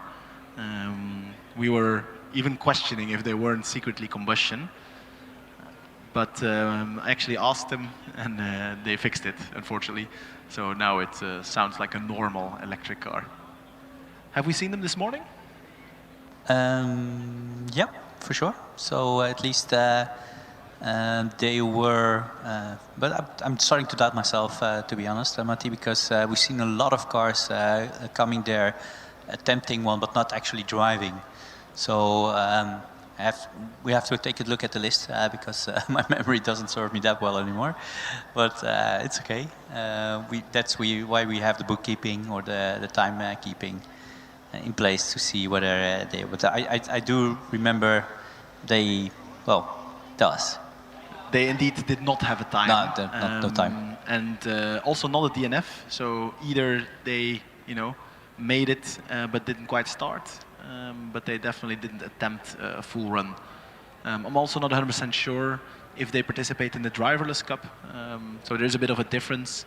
The acceleration and skid pad both have a driverless component, which is also part of the normal competition. And there is also a dedicated Driverless Cup. And there you do have to participate in the autocross and track drive event, but also in the acceleration and skid pad. So this event has a bit of an overlap. It's part of 2 competitions, you could say. And so that's why some teams do not do the autocross, but do the driverless acceleration, and some others do both. Car was ready, but I hear some beeping noises, which is often not a good signal. Some confusion at the engineer, so I'm afraid this run is going nowhere. And I think in this case, again, we are not the officials, we don't make the decisions, but I'm afraid that in this case, this will count as a run because the car was charged and they have been given the go signal.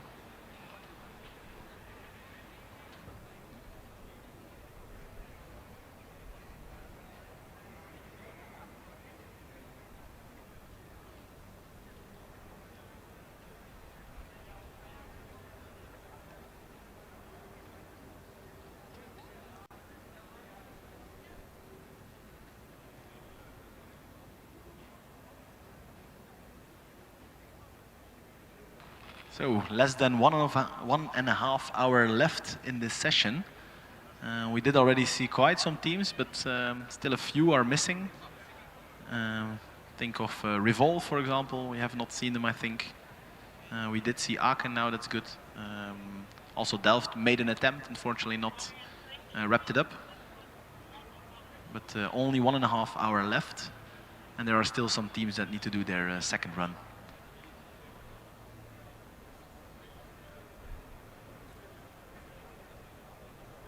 Okay, I did hear now that it was not counted as a run.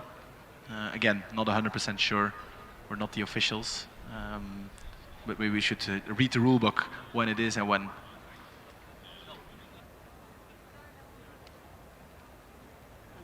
Yeah, so again, confirmation, this was not counted as a run, which is really good for them, because that means they can try again. And nice orange car, and then we don't really have to guess which one it is. It is of course the car from Eindhoven. Also they did quite well in the driverless segments in the previous years. So really curious to see if they can, well, first set a time here, I don't think they have one yet. And then let's see how quick they are. I'll have a quick look on our timing dashboard if they did already.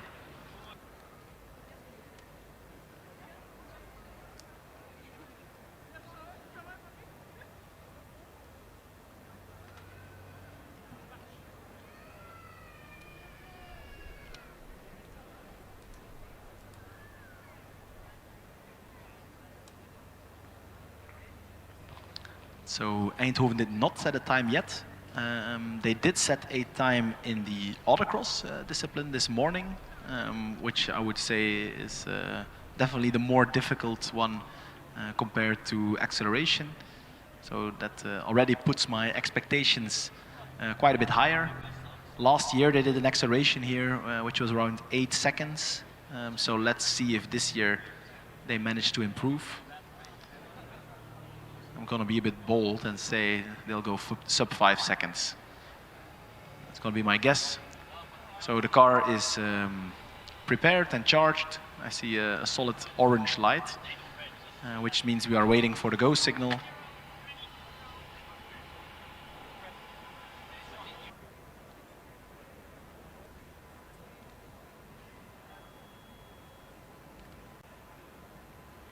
I do hear some beeping. And off they go. Very aggressive launch and then clearly hitting a speed limit of 80 kilometers per hour. And it's a 4.27. Very nice from Eindhoven. First of all, congratulations with finishing the acceleration and then in a pretty decent time. That puts them among the more top teams. So we have a bunch of teams between 3.1 and 3.8 seconds. They're a bit in no man's land.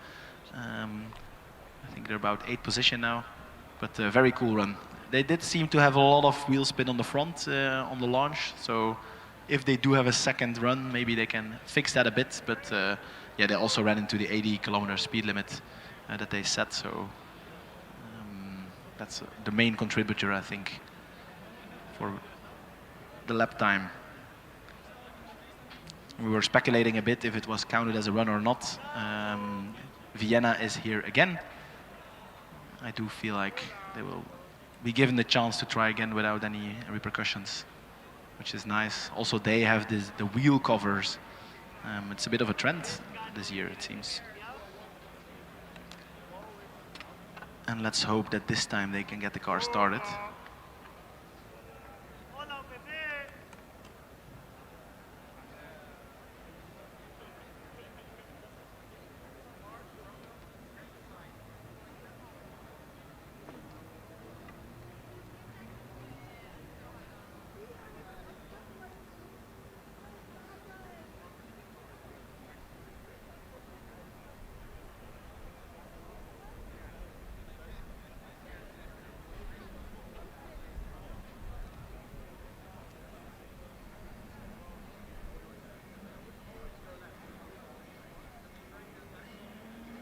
All right, here we go again. Vienna is at the starting line. The car seems to be prepared. All the engineers are moving backwards. I do hear a beeping sound, meaning the car is ready to go. And off they go. Conservative launch.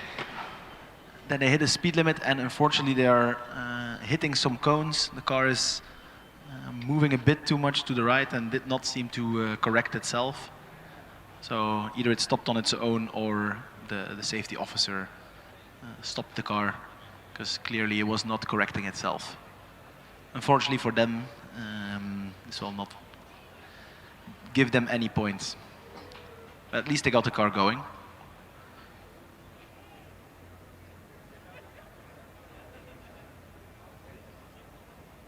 And then we have one of our cars that we were waiting for a bit. The car from UAS Munich, car 113.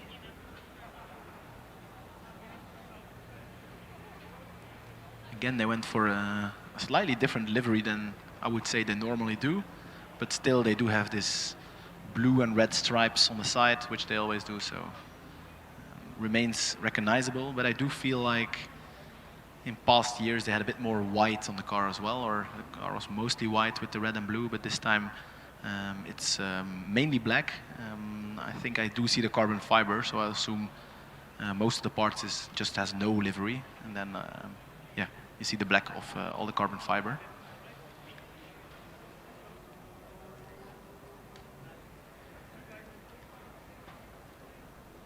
So they have not set a run yet, and I will check in a second if they did already set a run this morning.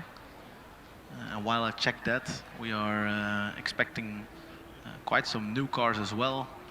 Car 111 on top of my head is that Ulm, not 100% sure. And behind them it might be Green Team, but I'm not so sure. Oh no, it's Revolve, who we also have been waiting for really.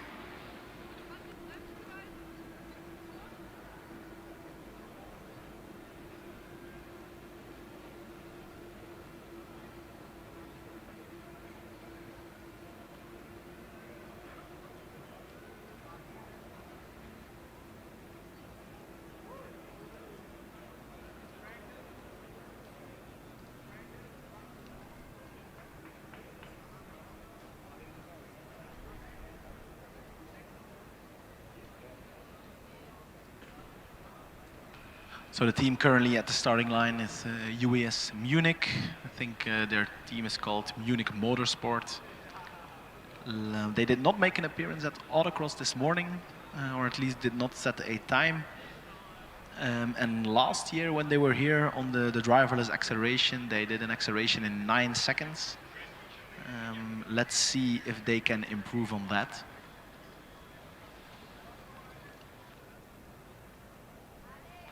And then in the second driver queue, I see Theo Hamburg ready for their second run. And also Aachen behind them in the second run queue.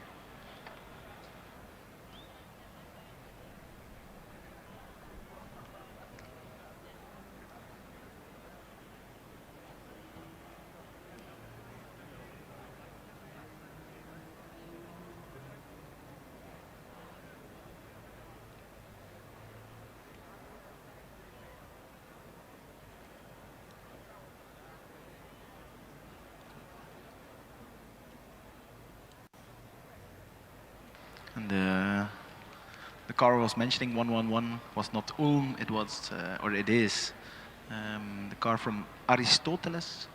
They did make an attempt this morning on the autocross, unfortunately it was DNF. So hopefully they can do better on acceleration now. But as we speak, US Munich is being charged and off they go, wow. Aggressive launch and then wiggling its way through the acceleration, hitting a few cones. It is a 4.0, not sure it was a valid run. I do hear some applause, so Mickey, maybe you can see what happened. Yeah, it took out a couple of cones anyway, so even if it's a valid run, it will not be the fastest because it took out almost half of the track on the left side. So not sure whether the safety official pressed the emergency button in the end or not. But yeah, at least it was a decent attempt. Yeah, and so last year they did a 9-second acceleration, and now 4. So they went more than twice as quick, so good improvement from them in that regard. And this was their first run, so with a bit of luck, if they can make it in time, and they can still do a second attempt. But of course, these teams, they need to also do the driverless skid pad now.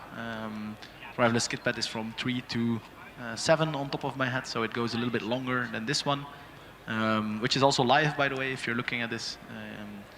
Our colleagues Jonas and Yegor, they are commentating on the skid pad live stream. But of course, this one is more interesting with Mickey and me.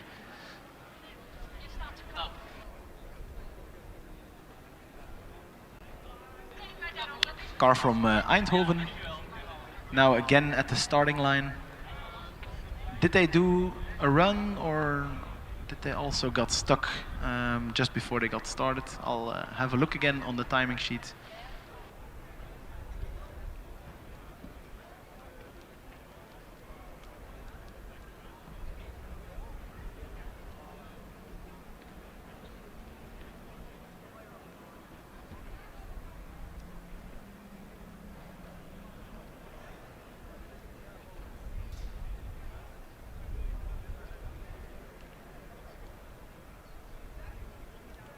Yeah, so this is the second attempt from Eindhoven.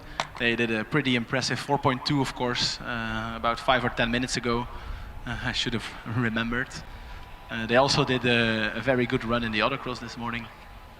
So I would be curious to see if they're going to spice it up now, because a 4.2 is already a very good time. So they had like an 80, 90 kilometers per hour speed limit. My guess would be that they just upped this to max speed. Yeah, I just heard them discussing a little bit when they were pushing the car again to the line. They were discussing with one of the officials, we want to make big changes on the car, and they said, yeah, then you have to go to post-scrutineering. And then they said, no, then we'll just make minor adjustments to the car, and we'll try again. Because probably they want to go to skid pad as well, which is open already for 15 minutes now, so there you go. Clean getaway, 4.37. As you can see, the top speed is quite low, but in the end, it's a valid run. We see the solid blue light coming on. So yeah, for whatever happens, it's a valid run and should give them some points. Yeah, unfortunately slower than their previous one. It did look a little less aggressive. Maybe they tuned it down a bit too much now. Either way, a 4.2 and a 4.3.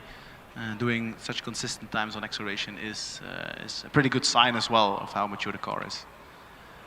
And then the car from Greece, Aristotle University 111, has some really cool color gradients on the car. It's green, it's blue.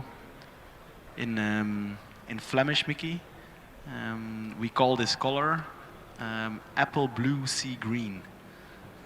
And I'm not even kidding.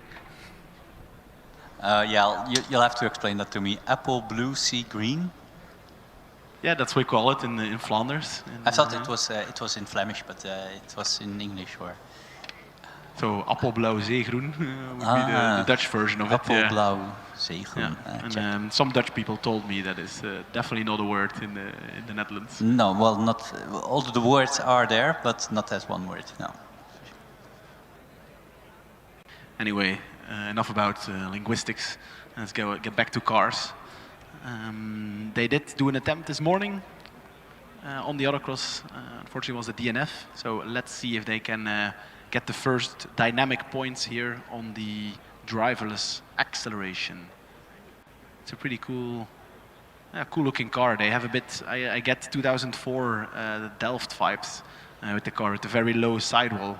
What do you think, Mickey? I think you drove some of these cars, no? With a very low sidewall? Yeah, for sure.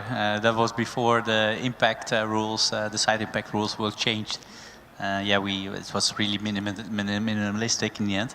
So I didn't feel all too secure to be honest. I didn't want to get hit from the side by any car. Not that I want to now, but in the end, yeah, that wasn't safe. And I think it's a good thing that I think the Formula Student organization worldwide made an upgrade of these safety rules. And now we have a much better side impact protection on these cars.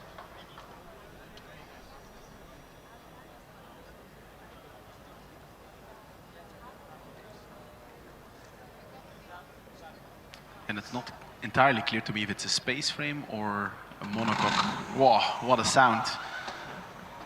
And it was like a slow launch, but then it's like wiggling around, trying to find its way, hitting a few cones, but it is getting there.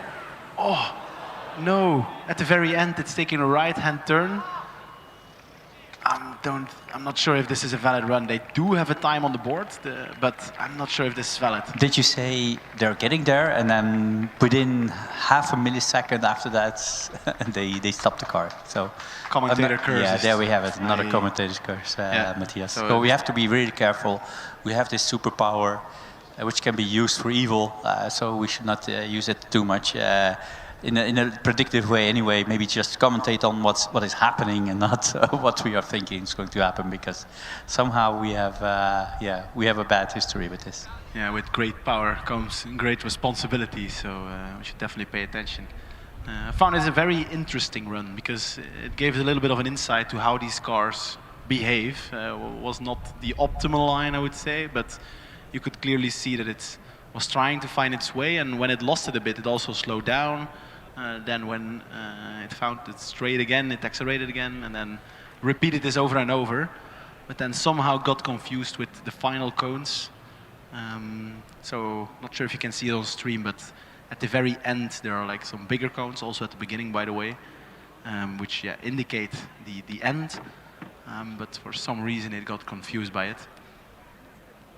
And I'm not sure, I guess this won't count, right? You need to come to a safe stop or Control 50-50. stop between the on the track, I think. So I'm not sure what counts in the end. You have to have at least one wheel on track, or how does that even? We have to look it up. What is considered a safe stop?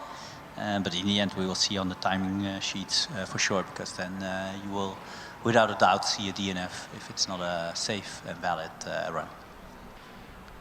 And finally, we have the team we have been waiting for a bit.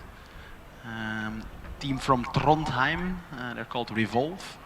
And what I really like about their cars, well, first, they're always very quick, but every year they seem to go for another color. So they're very colorful cars. Sometimes they go for blue accents. They also one year had a blue, which in the light also looked a bit purple. And this year they went for green accents. So not sure what the reasoning is behind that. Maybe we should ask them at some point. Maybe they throw a dice to figure out what color they're going to do this year. But very nice looking car, that's for sure. I think they also probably set a very good time at the autocross. I would need to check. I'll do that while they are preparing the car.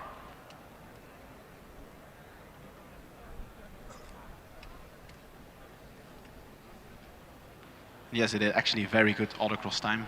A 28.9, which I think is the third best time we've seen this morning in the autocross.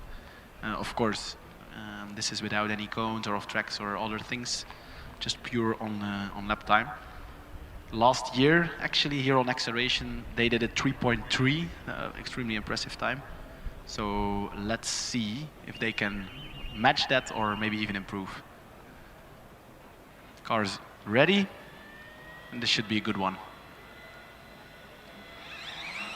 Nice and clean launch, and then accelerating all the way, and that's 3.44. A really good first run by Trondheim. I also see a solid blue light, so I think that is a valid, or at least a good run. 3.44, so not quite matched their time from last year, but very good. I do feel like at the start they were not giving it all, so at the very launch I think there's still something to be found there. Yeah, but also the end speed, I think it can be a little bit higher if we look at the top teams. I think we saw 140 even there. So the really big, the big guns and the top team. I think Karlsruhe had a ridiculous high top speed in the end, but also a very clean getaway. So they did everything right. Wow, 140 really, that is extremely quick. Those are the kind of speeds we don't see in the manual acceleration. So yeah, these cars are of course lighter, as you mentioned. Which made sense, yeah. as these cars should have a higher top speed than the manual acceleration. If let's say the driver can be replaced by a smart algorithm, but yeah, that's not always the case. Theo Hamburg now in front of us for their second run. Top of my head, they did like a 3.7 the run before. They did, of course, a very impressive run on the autocross this morning. And I'm really curious now if they managed to tweak up the settings, made it a bit more aggressive. And let's see if they can improve on that previous run.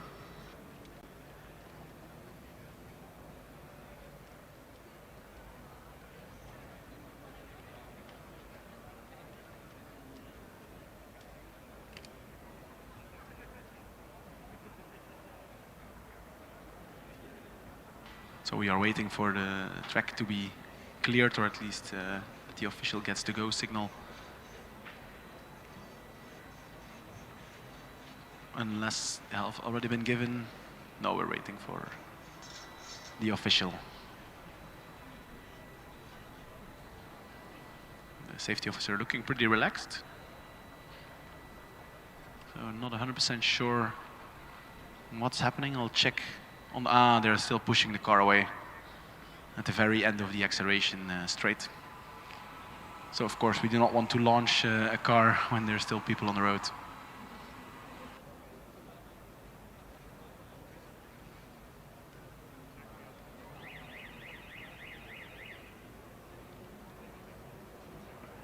And off they go. Very nice acceleration, the middle part of the acceleration. 3.72, I think that kind of matches their previous time, does not improve it, but it's a solid and clean run from them.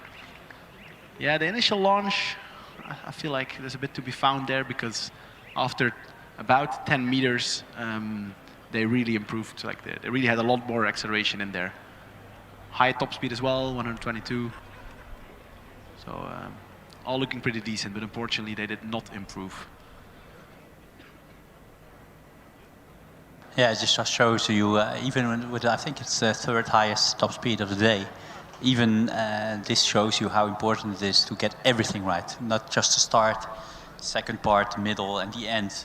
You need to get everything right to come in the neighborhood of the time of Karlsruhe, 3.16. Still, none of the teams have managed to come close. So the clock is ticking. We have 1 hour left in this driverless acceleration event. Well, I'm not sure if anybody will be able to beat the Karlsruhe time.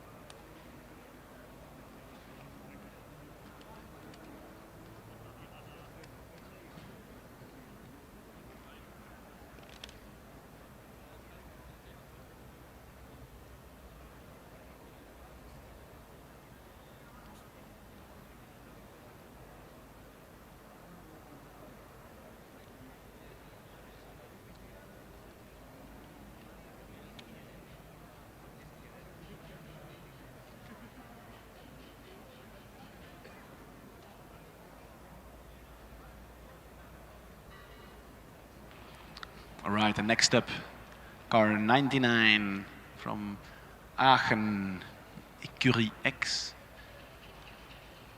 They were here half an hour ago as well. Did a pretty good first run. I was emphasizing how good the car was looking. And I'll have a look what their exact time was. It was a 3.666, 666, oh dear. But I think they were also a bit speed limited at the end.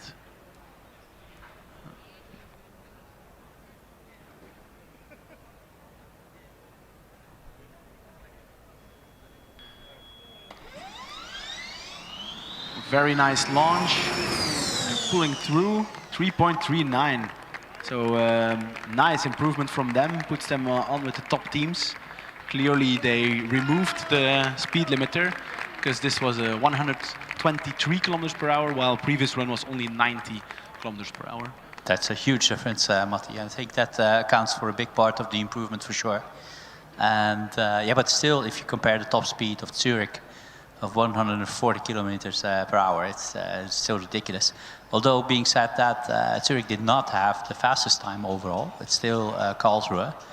Also with, I think, a very decent or very quick top speed as well. Also one in the 120s. So, yeah. Yeah, just to highlight how quick this run actually was. This was the third best time, or at least the third best team that we have seen here today. So congrats to Aachen. And then I'll also have a look what other teams we have not seen yet that we might still see. I wonder if Milano still wants to make a driverless run. I would guess so. Stuttgart, I would also guess, like DHBW Stuttgart. I have not seen them yet. And then the other Stuttgart green team, I have not seen them. Did you? Well, we only see cars now in the second run queue, right? So we don't see any fresh teams lining up. So yeah, I see. I think it's Barcelona just on in the front, and I'll take a look at the rest of the queue to see which teams we have there. Yeah, a little update. Ren team Stuttgart has been here already, but was a DNF. So hopefully they can come back and set a valid time. And while Mickey is gathering some information from the queue, we have TU Dortmund 172 that is lined up for their acceleration run.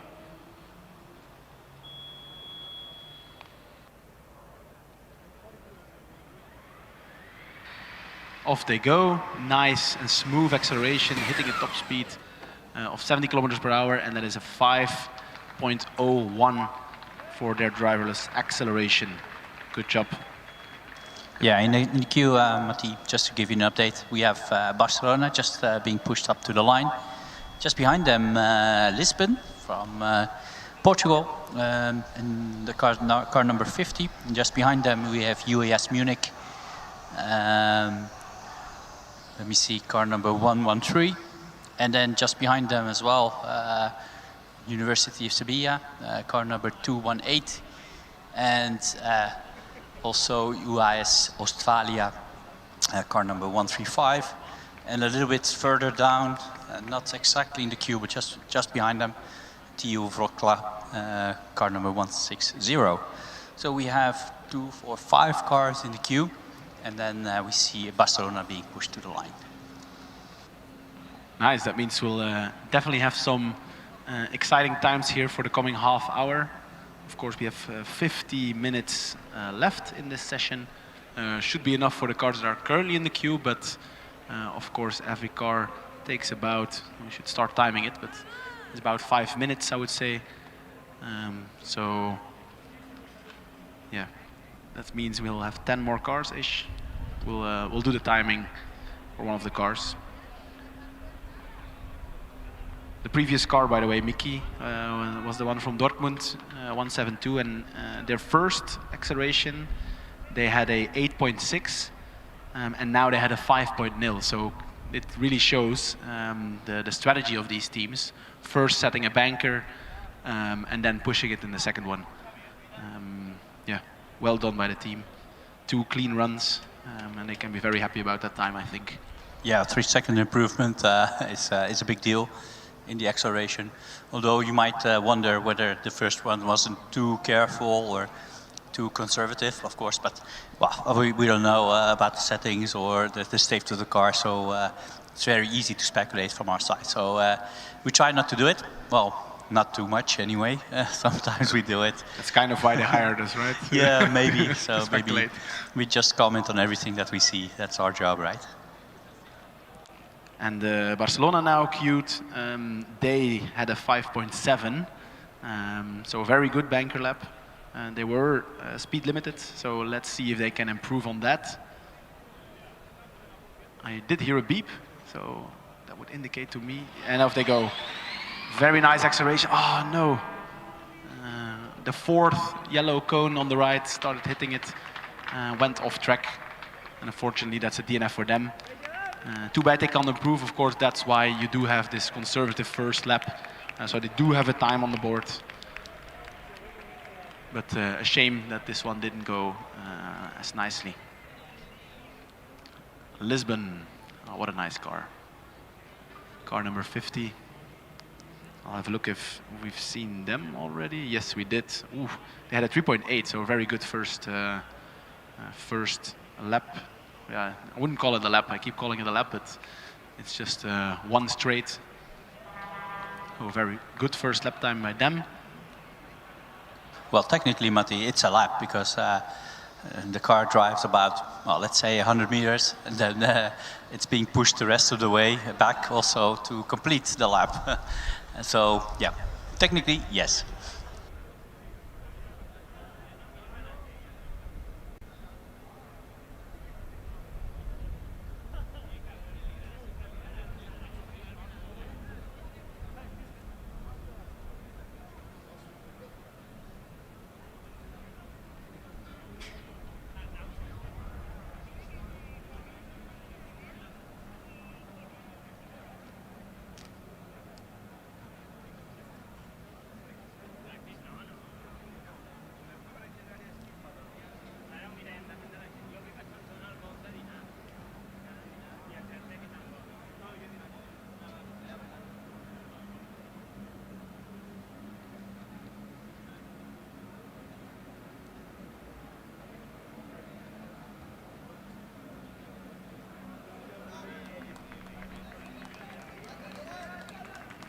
I'm enjoying a little ice cream as we speak, Mickey, because it's so hot here.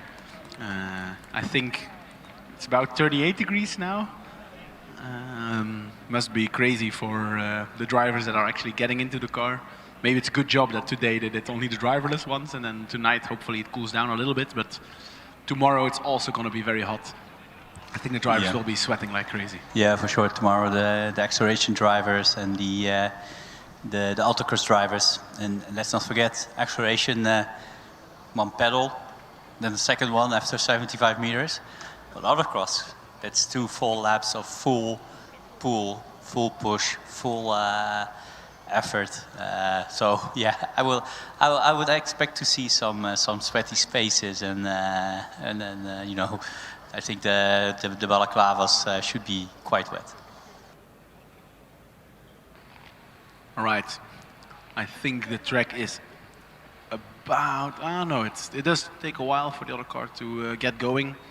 On the other hand, also good job by Lisbon just to prepare their car very quickly.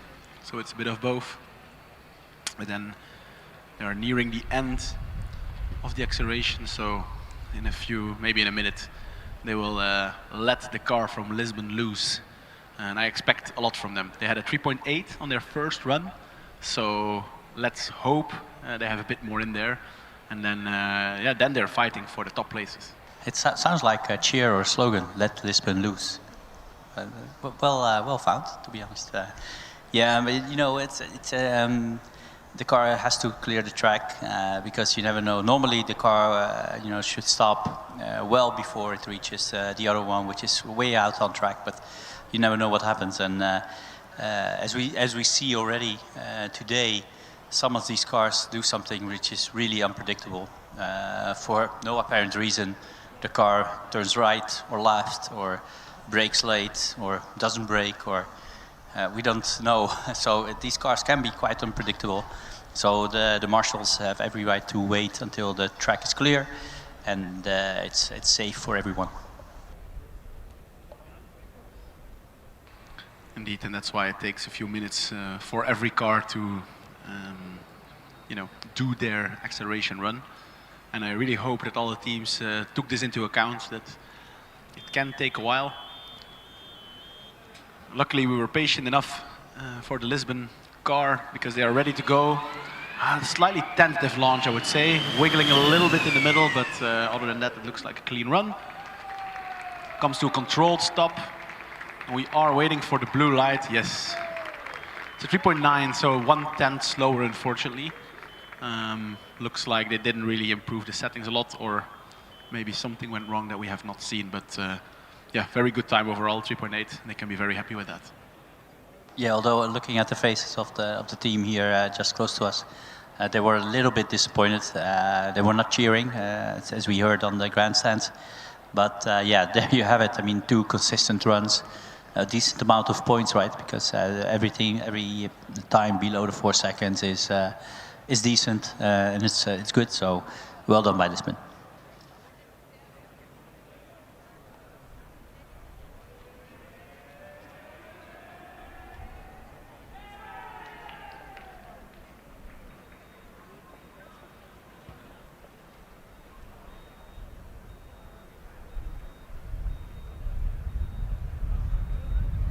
Indeed, and I think Lisbon will be making their way towards the skid pad because as far as I can see, they have not set the time there yet. So they still have about 3 hours left, a little less, to set the skid pad run. But yeah, unfortunately did not improve. But their first time was good for 7th place as we speak. Let's see if UAS Munich can change. Let's see, what was their previous time from Munich?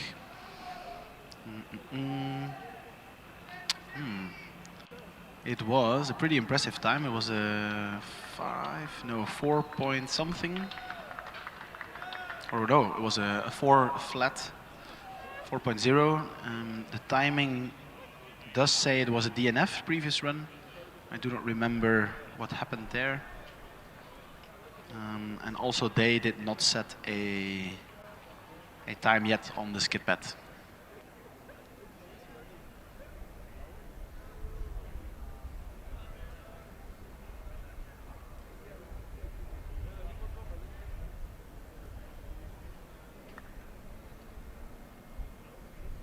I'm just having a quick look at the times from skid pad, and guess who's on top there, Mickey? Zurich. No? One more guess. Stuttgart. Okay, a third one. Eindhoven. No, Kit. Also, they are on the skid pad. They are also dominating. Yeah, the performance there at a 4.9. I do feel like there is a bit more in there, so maybe some car can improve it. But I mean, they're now first place on skid pad DV and also first place on the acceleration here. So clearly, Kit has made a good driverless car at least. Wow, that's impressive. Having both events doing well on both events now is quite impressive. And they also did well on the autocross, right? So let's see.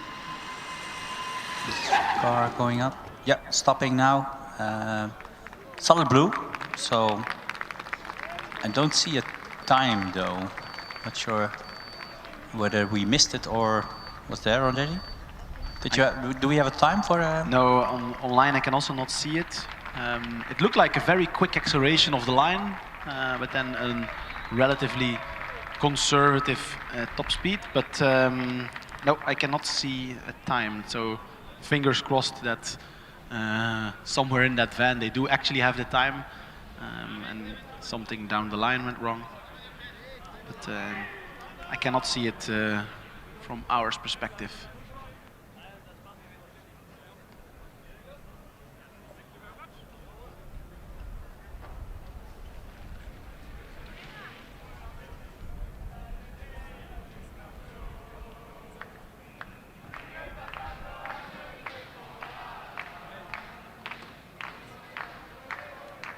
Yeah, and it's pretty important for them, I think, from UAS Munich, because their previous run was quick, but got DNF'd for some reason. So this is an important one for them. Unfortunately, we do not know what happened. I do see some timekeeping people towards the timekeeping equipment. So let's hope they do have some registration of the UAS Munich acceleration. And let's hope they fixed it now.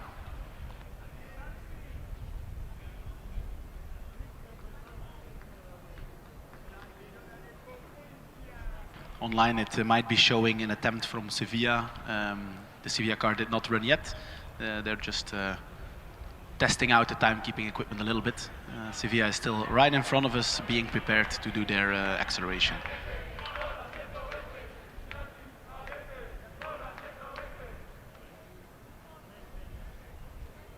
What I really like about the Spanish teams and also some of the Portuguese teams, their team members are always singing for their cars. I really love that. Yeah, a really nice song. So let's hope they can sing again for a successful acceleration from their car. And let's have a look what their previous time was. It was a 6.8. So with a top speed of 46 kilometers per hour, so clearly also there slightly limited on top speed. So let's hope they can up that a little bit. And as I say, I do hear officials calling for the person with the, what's it called again, the push bar, which is also sometimes used as a pull bar. So it looks like the car did not quite get going, which should be no drama. As long as there's enough time, they can reattempt this run.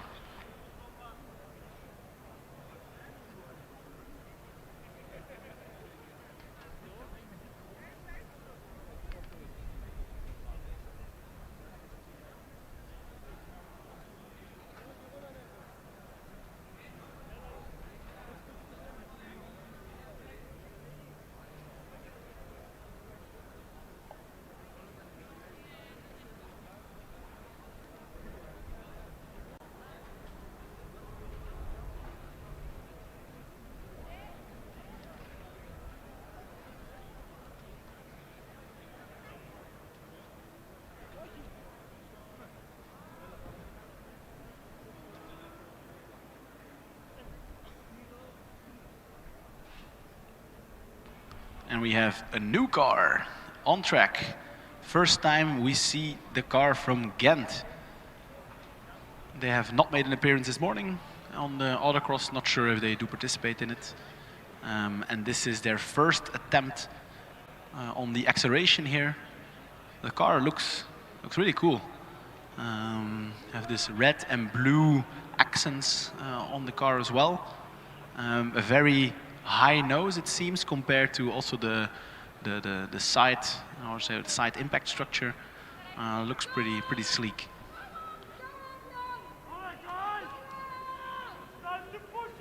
Yeah, also this team is opting for the larger side, let's say, end templates of wings.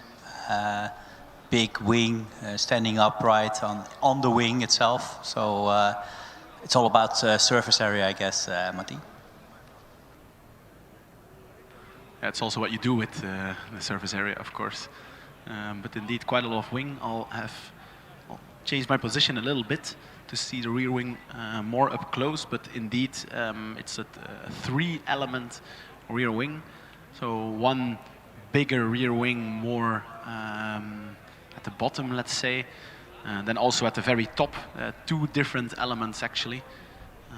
Actually, I think the 3rd element I mentioned, it's currently open because it's for the DRS, so I guess when it's closed, it's part of the main element. While I say there's some guy speed walking past us. Because running is not allowed, but I think speed walking. Running is not allowed, indeed. But speed walk, there's nobody said anything about speed walking, right? So, creative. Unfortunately for Ghent, it seems that they are being, say, pulled back with Ron, so clearly they did not get the car going on time.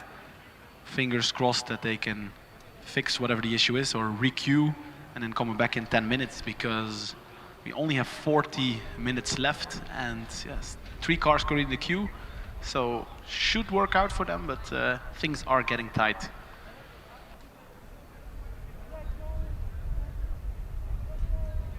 And then I think the next one we will see is the car from Ostfalia, WOP Racing. I'm a little bit in love with their car, I don't know why. Every year, it just looks so nice. And they, so WOP Racing, they already did an acceleration attempt. I feel like we've seen them already 4 times. They had a few times that they did not quite get the car going. But they could retry a few times. Eventually they got a run in with a 6.9, good for 14th place. So let's see if they can improve on that.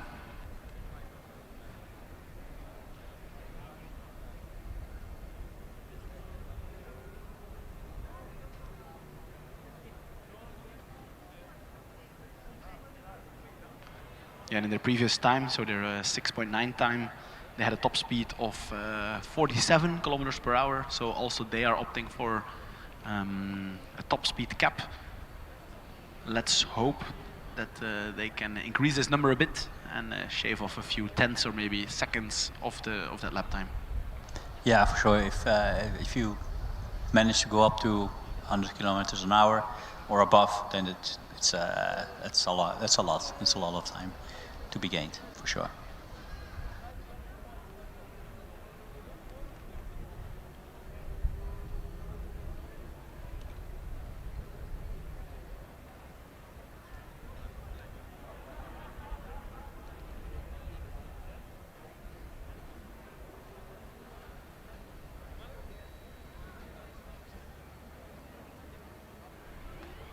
And off they go.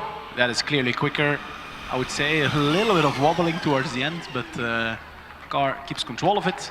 That seems like a control stop and a solid blue light. Yeah, definitely. It was 80 kilometers per hour, 78 to be exact. So they definitely upped the settings, which brings him to a 4.98. So that is a 1.8 second improvement. I think they can be very happy. Good job. Good job, Wop. Was a whopping improvement. Did you say that? Very good. Now, so we did a little bit of a timing, how much time we need to get all the one of the cars posted at the start line. So it's about 2 to 2.5 minutes we need per car before getting to the line and finishing the run. Most of that obviously is setting up. So 2 minutes is out of the 2 minutes is 1 minute 50 is to set up the car and more or less wait for the other car to clear the track. Yeah, that means that looking at our time, we have a bit more than half an hour left. So normally we should have at least time for at least 10 cars, maybe even 12 to 15 cars, depending on whatever happens on track, obviously. If one of the cars collects, let's say, all the cones of the track, then of course that has to be reset. So whatever happens, anything happens on track, that takes time. But 34 minutes, and we only have 2 more cars in the queue. So we should be able to get everything done. That's pretty decent, 2 minutes per car. I expected or estimated 5, but then if it's 2 minutes, then it means they're doing a very efficient job. That's already the time it takes, for cars in the manual disciplines. Of course, in the manual disciplines, it's a bit easier to stack them or to do 2 at the same time. But 2 minutes, pretty quick. So that means we should have plenty of time for all the cars that are in the queue. I think, Mickey, this is the car that I jinxed. So I leave it up to you to commentate this one, because I don't want to jinx it again. They had a 12-second run, I think, but it got DNF'd. Let's see if they can finish it off this time.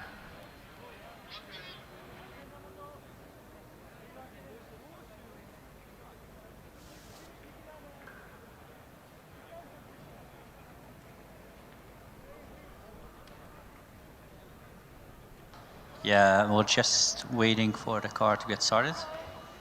We do hear some noise. There we go. It's going. It's going. It's going. Yeah, I will not continue. But the car doesn't give up. Not sure what exactly is going on. But in the end, slowly but surely, let's go. Well, it managed to go there. Let's go. I think this team was scored the Irish turtle. So originally they had a turtle as a mascot, and I think, yeah, no, I think it did exactly the same as before. At least just before the start-finish line, going to the right and then stopping. So time is still running, so unfortunately that will be a DNF for them. But at least it was an attempt. Yeah, and the team members who were standing in front of us were extremely happy because the car stopped on itself and had a solid blue light, but it did not quite cross the finish line yet. So, oh, heartbreak. They were so happy initially, but then they didn't quite make it. That was an interesting acceleration. They did 20 accelerations in one. Yes, I mean, practice makes perfect, I guess, but maybe not like this. I don't know. But anyway, the car did exactly the same as the first try. Yeah, this is maybe also gives a little bit of insight how these cars work. I'm going to speculate a bit. But my guess would be that the car sees a set of cones, accelerates towards it, and then kind of waits until it sees the next set, causing potentially the jittering or the multiple accelerations, because it happened at every cone. Yeah, maybe an uncertain car. Maybe has a, I don't know, self-confidence issue. What should I do now? What should I do now? What should I do now? But yeah, we don't know. Software is beyond us. Right, Rocklaw now at the starting line, car being prepared. I will have a look for you, Mickey, what their previous time was, and then we can start to speculate what this one will be.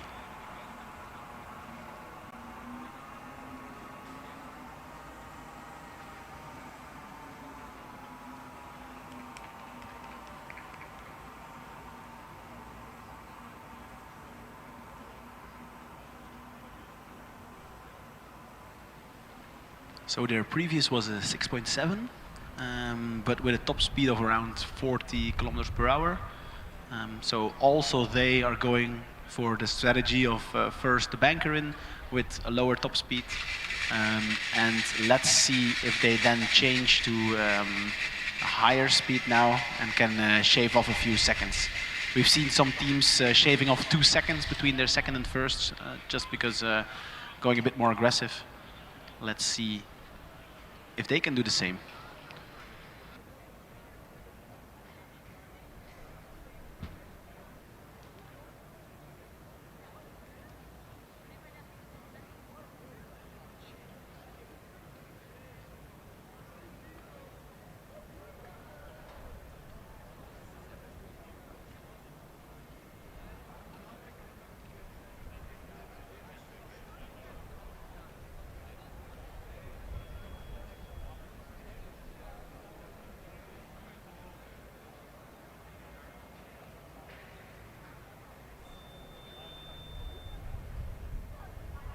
I do hear a beep, so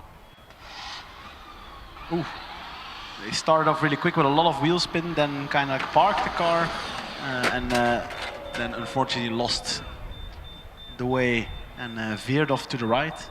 I feel like all the cars so far have veered off to the right, not to the left, so there must be something very interesting. No, some of them went to the left. Some of them even landed on the grass. And some of them took out the left side of the cones, but mainly, you're right, mainly they went to the right. Yeah, I joined a little bit later, so missed the grass adventures clearly. But unfortunately for them, they cannot improve. They did, of course, have the banker lap, so that's exactly why this strategy works. They do get some decent points, but this run will not be an improvement for them. Team from Ghent now making its way again. So they were here 10 minutes ago, didn't quite get the car started. Let's pray for them that they can get going now. There are, let's see, 3 teams now in the queue. So this one is a really important one for Ghent, otherwise they need to re-queue again at the back of the line. And we don't have that much time left. 27 minutes. Given how quick they have been clearing the cars and preparing the cars, that should work, but you never know if some car stalls or the brake timing equipment can take a bit longer.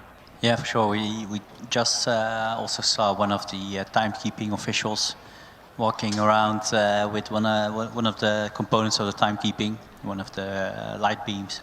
Not sure whether it was a malfunction or maybe one of the cars managed to hit it with a cone or whatever. but it might take some time. And also looking at the previous car is still on track, and just as now they are being pushed away. So the car is now being pushed away, but it will take some time because they have to clear the whole track. So they have to walk a couple of 100 meters pushing a heavy car in this heat. So it will not go really quickly for sure. But then again, we have less than half an hour left in this driverless acceleration event, and quite a few cars, at least 4 cars that I can count from here. So even with these 4 or 5 cars, we should be able to get them all through. Let's see what happens. In the meantime, I think Ghent University is preparing. I do see some lights flashing, but I also do see that the car is a bit too much to the front. So I'm not sure if the officials have realized that now, because we see on the right side there's a red light on, so that means that the car is just a bit too much to the front.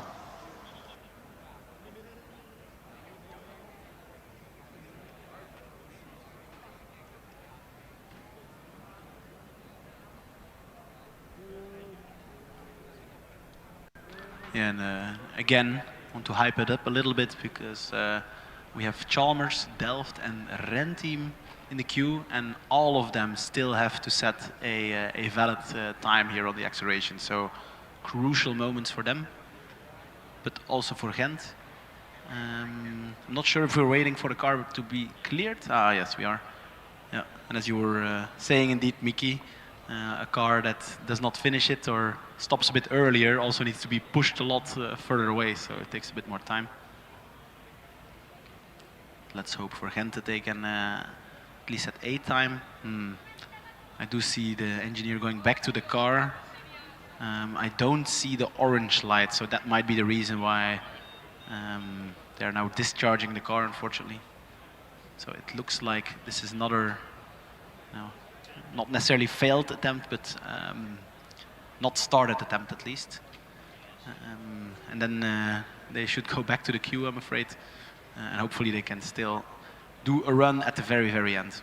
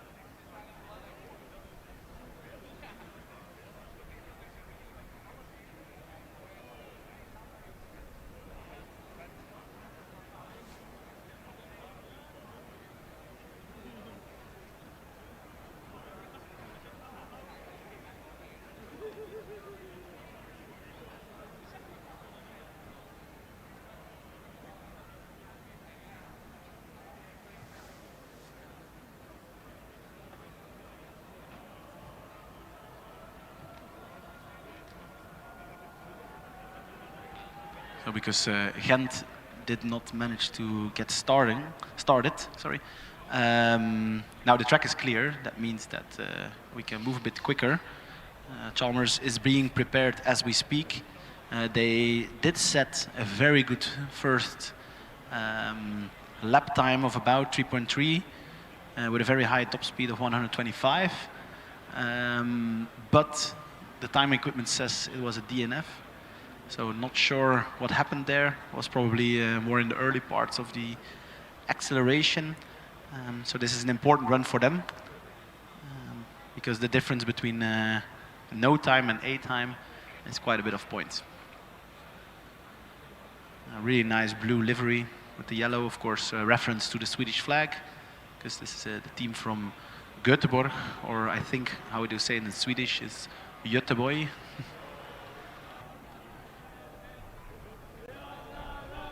And then this time we don't have to wait for cars being cleared, so I do hear a beeping sound. And then I'm very eager to see this car launch because it's going to be impressive. Come on. Off they go. Very clean getaway and extremely fast down the straight. At 3.37, I think that almost matches their previous time. So let's hope for them this is a valid one. I do see a blue solid light. So from our perspective, that looks very good. Yeah, also looking at the team, they were quite content with this run of the car. So there was some high fives being given, and they well, for Swedish people, you know, they're ecstatic. So yeah, well done by Chalmers.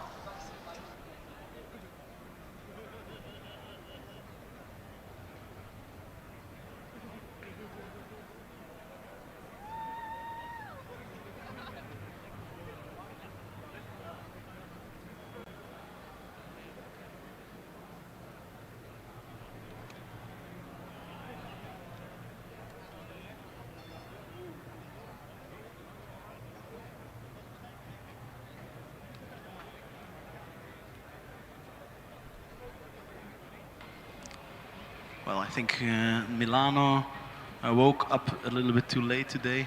And this is actually their first attempt on acceleration. So they're waiting it out quite late. Of course, could be that they had some issues to be resolved, but it seemed like they were already through to scrutineering a bit earlier today. Let's see if they can get a first run in. In previous years, they were pretty decent on driverless, so I do expect something from them. And as always, towards the end of an event, it gets busier and busier in the queue. We saw this this morning in the autocross as well. The end was the busiest time, and then even some teams didn't manage to get a lap time in because of the time. So I hope we have 19 minutes left. That means normally about 8, maybe 8, 9 runs possible. Let's see what Milano can do. Very, very good. Oh, that car hits the barrier. Oh my God. Not only the barrier, the timing equipment. Timing equipment as well. It did not hit the barrier as far as I can see. So the big noise we heard was the massive impact. Timing equipment. I'll have a look, Mickey, if I can see something, but that did not look good, both for the car and the timekeeping equipment. And so this is big problem now for all the cars in the queue, because they do have to repair the timekeeping equipment, and God knows how long that can take. Yeah, you're absolutely right. It was not a barrier, fortunately for the team. So the car looks, well, more or less in one piece. But the timing equipment is, well, that's gone. You can see it from here as well, Matti. So not sure what's going to happen now. This is well, this will take some time to repair. I know that the timekeeping guys are already on site to look at it. I'm not sure whether all the wiring and components have been damaged, but for sure it will take some time. And this is exactly what we have been saying all day. You never know what happens. Some kind of accident or something happens on track, which will take a lot of time to fix. So that's why we always advise teams to be here early and not take any chances coming in the last 15 minutes or last half hour, exactly for this reason.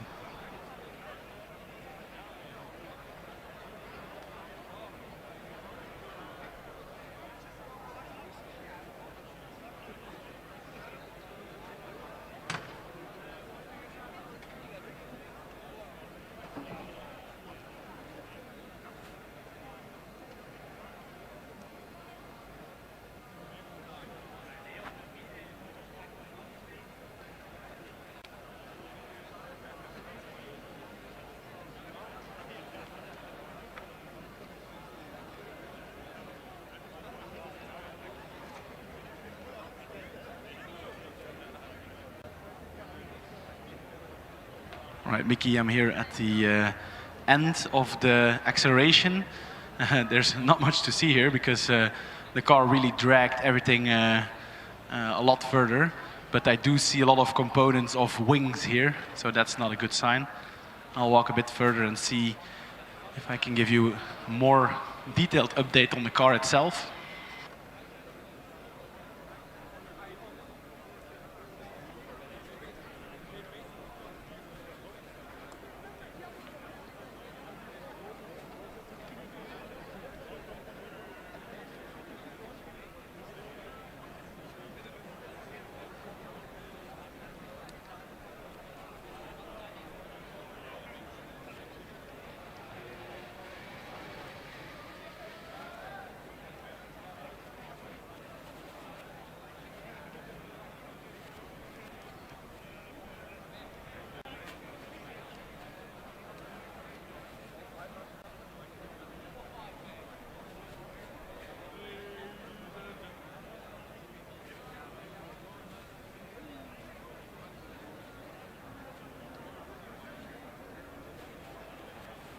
Well, Matti, I think you're a bit closer than I am.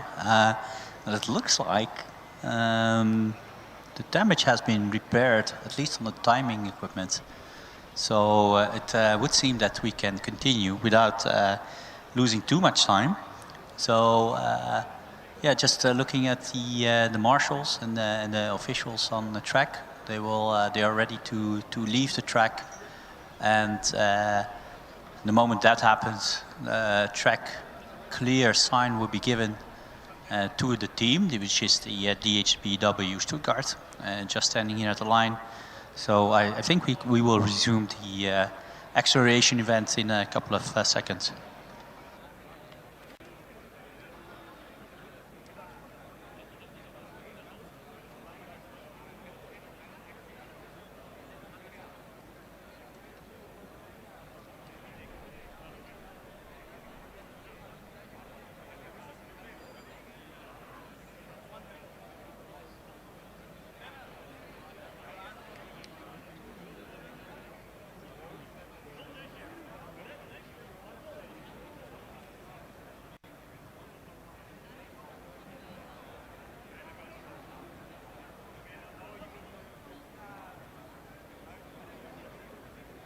Yeah, I tried to have a closer look at the car from Milano, but there were a lot of people around it, of course. Seems like they definitely lost their front wing at least. Couldn't see if there was more damage. Let's pray for them they can fix it. And wow, that was a really good run from DHBW. Everything was clean. Then just after the line they did some funky maneuvers, but they managed to get it to a stop. Yeah, as far as I can see, it's a 4.5.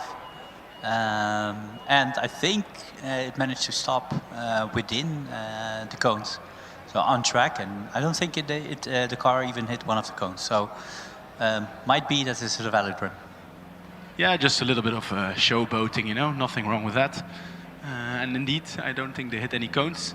It looked really weird. It was as if it was braking on the different motors, and it was like slightly losing control, but not quite. Yeah, impressive. What was the time? 4.5, you said? That's really good. This was also their first run of the day. Yeah, talking about first runs of the day. Team from Athens is here. So another Greek team Greek car here, car number 157, just coming up the line. We haven't seen them today, and they are also in the first run queue. As far as I can tell, there's another car number 68, in the queue as well, which we haven't seen today yet.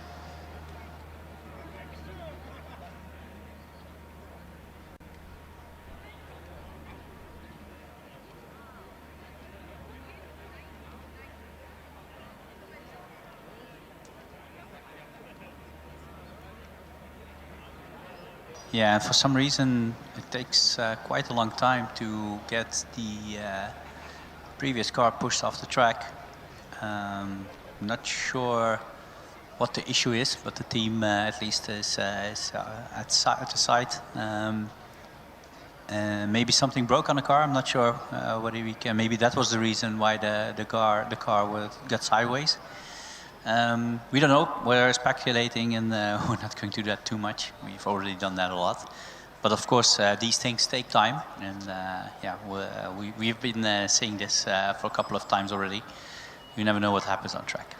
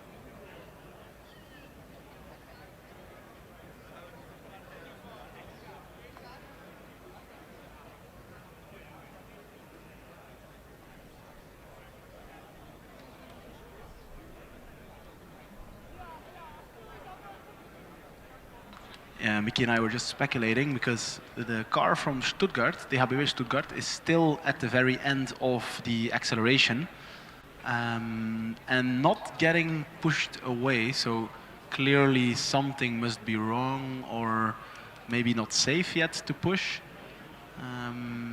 Maybe I should head over there again and check. Although in this heat, I'll just stay here. But this is of course very crucial for our next car, Athens, if they have enough time, but also the whole queue is pretty full. So let's hope. Yeah, I don't think everyone will still get a shot. Let's see how many. We have 10 more minutes. Yeah, quite some drama at the very end, right? For some reason, Athens is getting moved out again. Shame for them. Not sure what happened. Maybe it took quite a while, of course, because they had to wait a long time. Still have to wait for the HBW Stuttgart. And it looks now that the car of Stuttgart is being pushed away, so that's good news. It is not moving an inch at the moment. I can see the guy trying to push it, but it's very hard. Okay, it's moving, it's moving. All right, that means we can get a next car. There's a new one. Is that from the Taiwanese team? Sing Hao? Something like that. I'll wait before I can read it properly.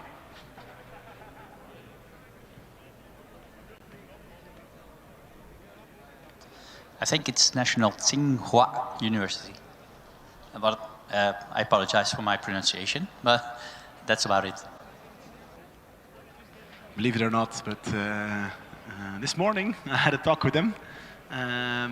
Very nice guys and girls. Unfortunately, they're going through the timing equipment now, which timing people won't be happy with either way. But we talked a bit, and I also alluded to their very good skid pad times. Maybe you remember from last year's. And they do know that it's their best discipline, actually. I'm not sure how good their driverless is, but only one way to find out. Yeah, and just great achievement from them. Traveling halfway across the world to Germany, probably shipping their car. You don't have access to your car for a couple of months, maybe even 2-3 months easily if you ship it by sea, maybe on a plane, but still you need to clear customs. It's a lot of hassle to get your car here, right? Especially with battery packs and electronics. It's not so easy. We've heard even I think it was one of the teams. It was Washington. Their battery pack got stuck in customs. They only received it I think 2 days ago, so they had to build the car here. But so even getting here and getting the car completed and through scrutineering is an achievement by itself. Yeah, indeed, they often do it separate, the car and the accumulator, because there's different requirements, of course, of transporting a car or a bomb of energy.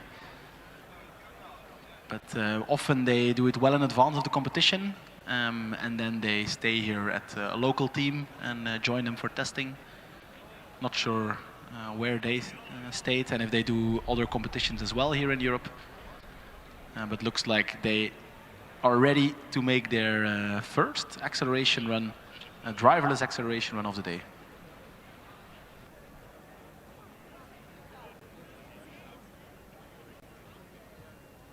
Ooh, it's steering a little bit. That's slightly scary, I would say. A lot of steering movement on acceleration. And off they go. Wow.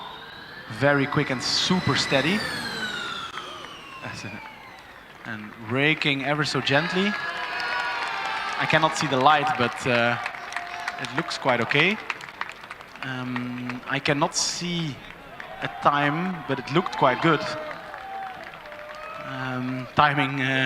The timing people got a rough day, of course. Had some issues at some point, and then Milano just smacked the timing equipment at the very end. So I would not be surprised if indeed all the automated timing dashboards do not work anymore. So I do not know what the time was. I would guess it was maybe 4 seconds, maybe even quicker, because it looked really, really good and super smooth. So the guys are here on the golf cart, and the guy is accelerating quite a bit, having a lot of fun. So yeah, clearly they are very happy with that run, the Taiwanese guys. And then there is still a bit of time for a few other teams, and one of those few is the team from Delft, car 85. They were here half an hour or an hour ago. Remember, they did half a meter of acceleration, and then the car came to a halt. So let's hope that they can do a clean acceleration now. We have 5 more minutes in this session, so let's hope we can still do a few cars at least. Yeah, in all fairness, a couple of minutes might be added to the event time. We don't know. It's always up to the discretion of the official. We do know that that this has been open for 4 hours, so almost 4 hours, 3.5 hours. 3.5 hours. So there was ample time for all teams to get here and try to do at least one run. So yeah, now we have to still wait for the Taiwanese team to push their car off beyond the bend. So that's why Delft is not going yet, because the track is not clear. I can see the team still being on track. I'm not sure what will happen in 3 minutes, whether the event will be extended or not. We don't have that information, unfortunately, so we'll just have to find out. I do hear beeping and a blue flashing light. There's a little bit of discussion. I do not know why exactly. One thing is for sure, the car is not ready anymore, so something needs to happen. There's a little bit of discussion with the officials, so maybe there was a miscommunication about what had to happen. We'll see in a second. Of course, this again takes time.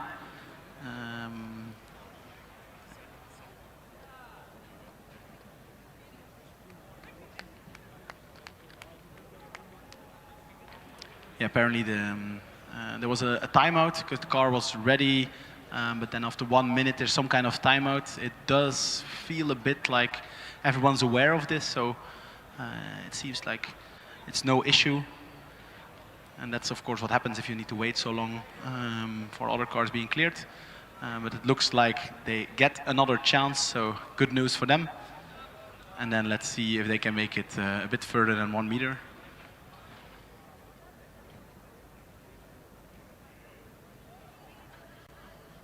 They did launch pretty quickly on their first attempt, so potential is definitely in there, but you need to get it across the line, of course.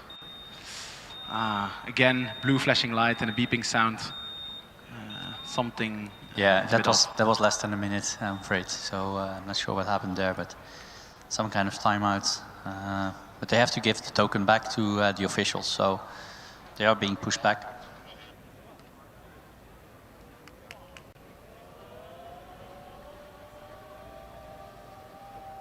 Yeah, shame. That means that they won't have a valid time on driverless acceleration here at FSG 2026. Luckily for Ren team, they do not need to fetch the car and everything, so they can line up pretty quickly and do their attempt. And then who is next? Is that the car from Dresden? No, there's also another car, Sevilla. Yeah, and then Vienna behind them. But yeah, officials were quite in a hurry to push the Delft car out of the way without push bar. Haven't seen that yet. These last two events, the car was being pushed out by the officials, but you know, Ren team was waiting to do their run. So I think I'm not sure whether the other teams in the queue will get a chance to run. We don't have that information. 20 more seconds. Yeah. So. And then we will hear the gong for sure. Yeah.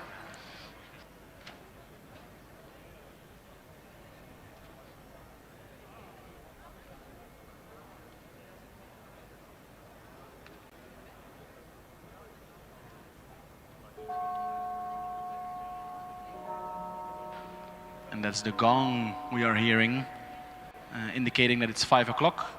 So this is always a little bit of a gray zone, because the car is kind of ready.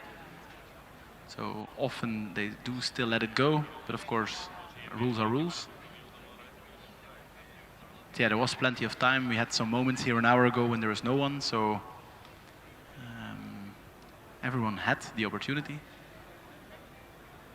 But let's see what happens now. So officially the time is has passed, but of course they were here and being made ready. There's always a little bit of discussion between the officials and the team. All the incentives for the team, of course, to get a run in. It's very crucial for them because it is their first run was DNF, so this is a very important one for them. Still discussing. I feel like next to all engineers in your team, maybe you should also have one lawyer, you know, just to. Well, they act like lawyers every now and then because now they somehow instantly know the rules, and if it's in their benefit, then they cite the parts of the rules, right? But yeah, in the end, you know, we've been saying this a lot. You have 3.5 hours to get here to do your runs. And we see a lot of teams waiting in the pits. Of course, some teams have some issues, are not able to come. You know, of course, that's an excuse. But in the end, you know, the time is the time, and if you start, you know, making exceptions, it's very difficult to explain.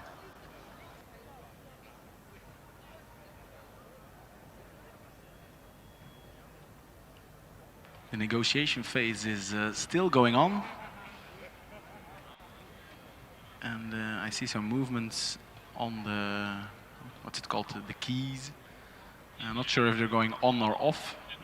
It does look like they're going off, and yes, the guy with the push bar is being called, so I'm afraid this is it for Ren team, and they won't get another run in. And I think that also sums up the acceleration event here.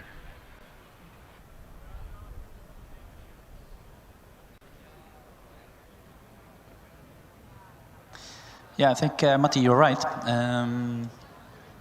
It looks like time is time, so this acceleration event has come to a conclusion. In the end, we had quite a bit of spectacle. A lot of times we didn't have any cars on the track, and as always, we see a lot of cars coming at the last minute.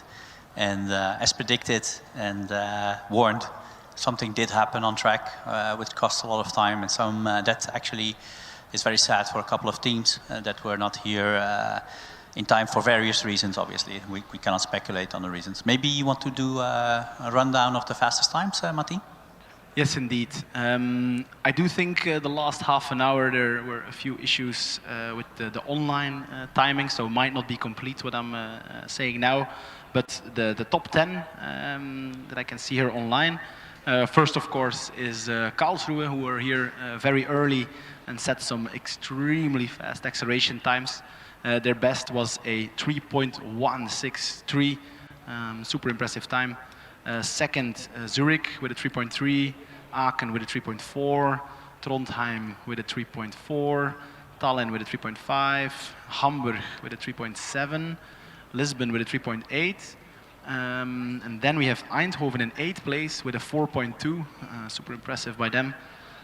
WOP Racing, so a team from Ostfalia, with a 4.9 in 9th place, and then wrapping up the top 10 is Dortmund, car 172, with a 5 seconds on the dot. So yeah, super competitive field this year for driverless acceleration, I would say. We saw some extremely impressive times. I do recall the Munich time, 3.11 something, but they yeah, ruined it at the very end, unfortunately, so didn't count, but the potential is there. Was a lot of fun, Mickey. We saw some really fast cars, we saw some drama, some spectacle, but we are wrapping up here. To be honest, I can't wait to have a cold drink and a little bit of shadow. And for the people online, you can definitely switch to our colleagues Jonas and Jegor, because they're continuing with the skid pad driverless for at least the coming 2 hours. So hope to see you there. Ciao.